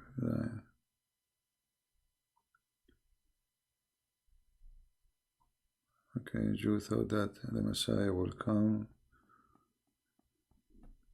Yeah, will the you see, the Messiah he quote there's many. You can go right now searching Google, Prophet Google, peace upon him, prophecies in the Old Testament about the Messiah. You will find endless. But one of them, which is Messiah, he quote for the Jews. He said, "What do you say about Christ?" They said he is the son of David. He said, if he is a son of David, then why he call him God? And about the Messiah, he will, die. Where in the Torah it says the Messiah he will not die? Nowhere. You see, when somebody give you a question, and the question is like to make it, let us say, mission impossible. Can you show me where in the Torah it says he will die or not die? What they are talking about? So the Muslim is excuse only. I'm not going to believe whatever you say just because Muhammad he said he wasn't killed. But if you go in the Quran, you will find the Quran confirming the crucifixion of Jesus. How we can prove that? Read carefully with me.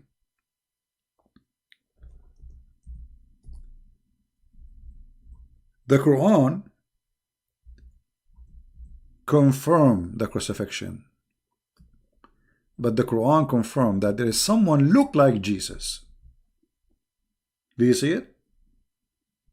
So, which means The Bible is very accurate in the story, because the witnesses, they saw someone in the cross. He looked exactly like Jesus. He speak like Jesus. He have the voice of Jesus, and nobody can notice he's not Jesus. For he is made by Allah resemble Jesus. Do you see the Quran? So when a Muslim, he says his stupid stories, he is getting his God Allah busted, spanking him in his bum. For the Quran confirm that there was a crucifixion, and the one who was in the cross, he looked exactly like Jesus. Guys, is it me saying that, or this is what you see in the screen? This is the Muslim translation. Now, if we are there, me and you, all of us, and we see someone look exactly like Jesus, and then you ask me second day, did Jesus was crucified? I would say yes. Correct? Because the true honest witnesses is the one who say what they saw.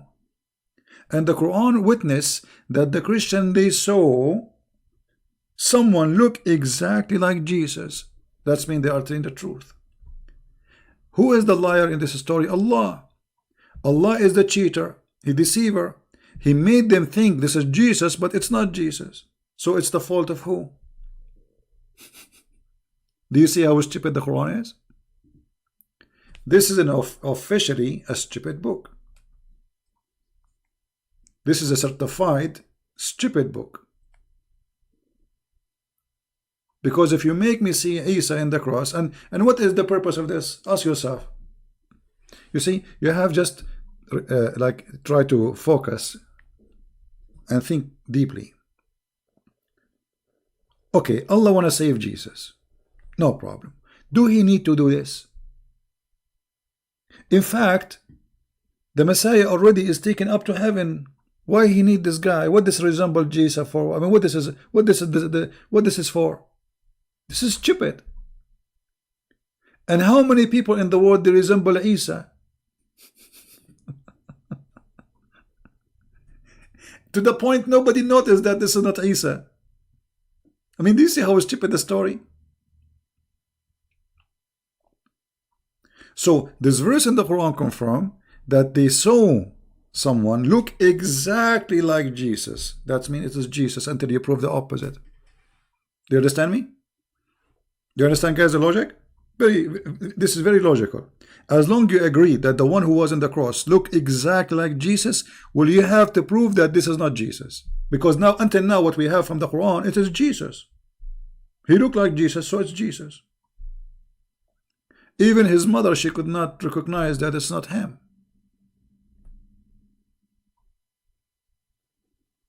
So the Quran itself proved to us that the story in the Bible is true, because the Bible is written by the witnesses who witnessed what happened to Jesus, and the Quran says yes, they saw that.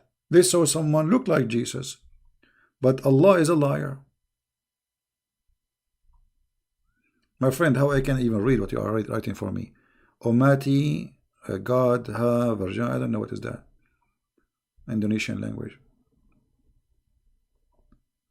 That's why I say the Quran is a book written by a stupid idiot guy. His name is not Muhammad, his name is Qatham. And by the way, there's a Muslim, he says to in the where it says that Qatham was the uncle of Muhammad. Open Ibn Kathir, you donkey. I mean, those who they are making videos to refute me, they are donkeys. Certified donkeys.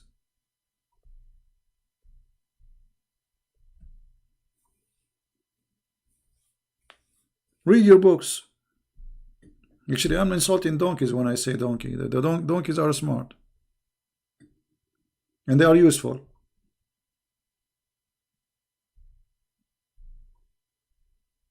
Very useful animals. They harm nobody. They are peaceful. And they are very useful. Right?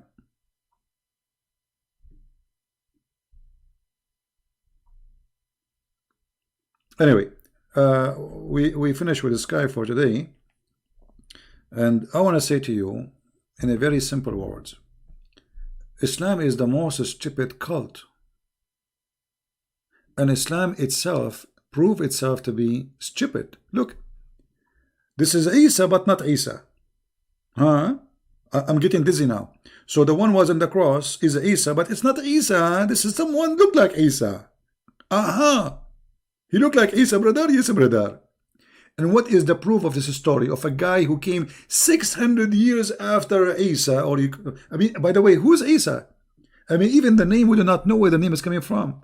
This is Isa, never heard of.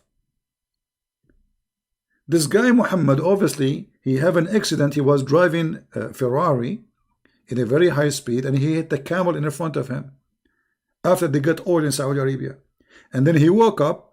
So now everything is mixed up. Yeshua became Isa. Jacob became Israel, but why he do not know. Abraham is the son of Azar, which is stupid. Mary is the sister of Aaron. This is what happened to you when you drive and you have an accident.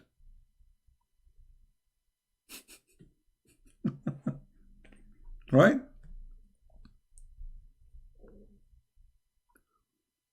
And look here, it says, but Allah raised him to him with his body and soul.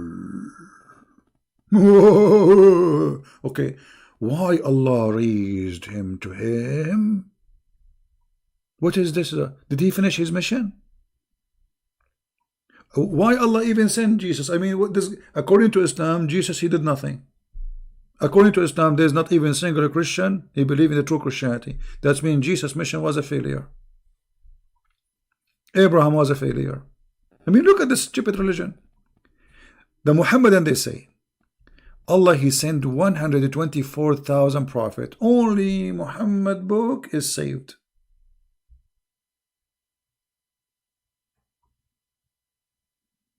Right? أنت لا ترى دولة الإسلام قامت بدماء الصادقين. My friend, the state of Islam is gone. Don't you see? They have them. They have 60,000 in jail. They don't know what to do with them. They are feeding them fraud. They are feeding them rats and mice. The Kurdish in Syria and Iraq. What are you talking about? What is state of Islam? It's gone.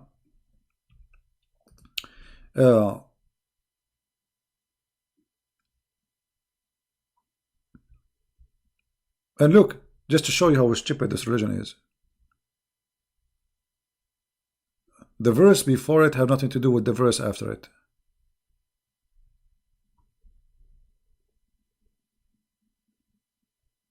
Crazy cult. Muhammad, he came 600 years. The funny, one of the videos, a Muslim, he left Islam in the video, and the guy who was trying to supposedly refute me, he said, look, this guy, he left Islam, but there is no, but CP did not provide any proof.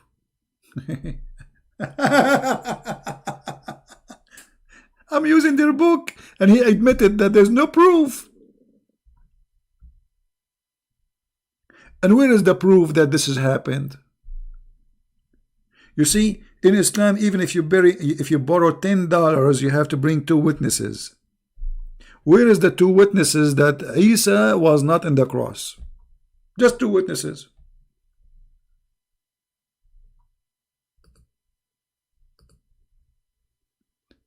Muhammad was not in the time of this man Isa. We do not know even who is he. It's a diarrhea statement from a diarrhea prophet. A prophet who pee as a woman. A prophet who have no jealousy for his God.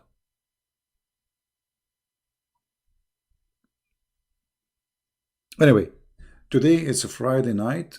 I'm losing my voice. I think we have enough time together. Thank God we did not lose the internet again. So I hope we have a good time. I will try always every Friday to open my Skype for people to call. So people, they can call me and we can share together. And I will do my best to answer you. All right?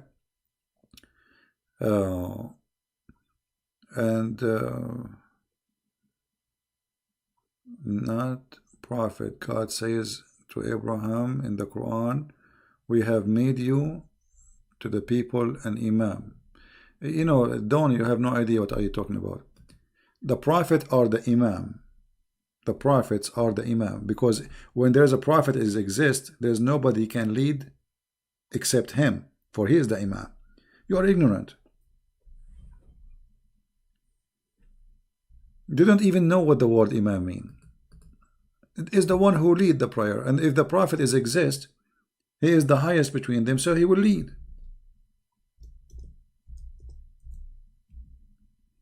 Ignorance.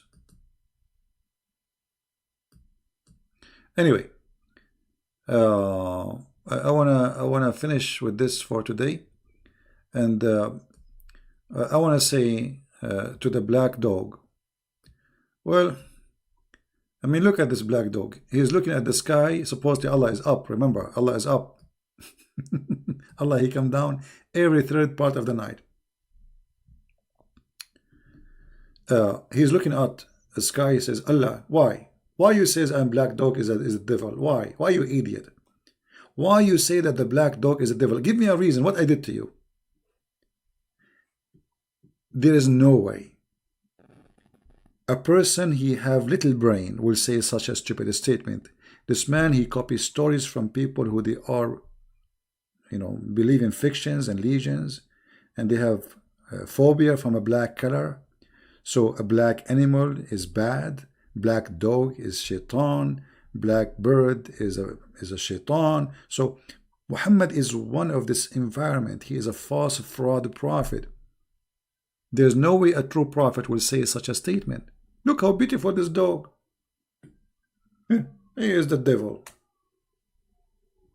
He is the devil. You are the devil. You, Muhammad, is the devil. This is a very beautiful dog. Dogs are loyal. They protect you. They die for you. You see, even the aggressive dog, they protect their masters. They are loyal. They cry when you die. Go and see how many videos where dogs, they don't want to leave the grave of the owner, the one who owned them. His family go home, watch TV, and the same night they have their own dinner and they forget about him. Second day, the dog, he stay there a day after day after day, and he will not leave. Who are you, Muhammad? You don't have the quality of a dog. You don't have the quality of a chicken, and I can prove it from the hadith. Muhammad, he said that if a chicken, if a rooster, he would do cuckoo cuckoo, that because he saw an angel. And if a donkey, he start making sound of a donkey, that's mean he saw shaitan. That's mean Muhammad, he is not equal to a donkey, and he don't have a qualification of any of them, donkeys or a rooster. Because rooster, he knew the angel. Muhammad, he saw the angel. He asked his wife to do striptease for him so he can recognize him. He told her, I see him in the corner. By the legs and the thigh of Khadija, Muhammad, he recognized that he is a prophet. While he confirmed that a donkey, he knew if it's an angel or shaitan. A rooster, he knew that. So those who hate dogs, mostly, especially if you hate them, I don't blame you if you get scared from a strange dog or etc. You know, but when you hate dogs just because of their kind, that's mean you have a phobia in the best scenario. And when you claim that a dog, because of his color, he is the devil just because he's black, that means not only you have a phobia, that means you are mentally sick and you are racist. The black man is the one who will destroy the Kaaba. The most person who Allah hates is a black man, Muhammad said, not a white man. What a filthy man. Thank you guys for being here. I appreciate all of you, and I hope that Muslims will learn and Christians will learn, and all of us will learn from each other. Life is like a train of with the stations of knowledge. So each time we stop in a station, we should learn something. Otherwise, why we are in this train? Life without you, me as a human being. The proof of my existence is my brain, thinking, learning. Otherwise, what I am. So learning is great. There's one thing only can grow with you, knowledge. The rest will not. Your youth will go. Your skin will have wrinkles. Your healthy body will demolish slowly, like a candle. But there's only one thing will grow with you. That is knowledge. And knowledge make you wise. One of two things knowledge make of a person. Either make you evil or wise. Which means using your knowledge to hurt people like Muhammad, using false knowledge, fraud, fictions. Those are naive people fooling them with the black dog is the devil. So he is using the knowledge of deceiving, superstition stories, using it against those naive. Right?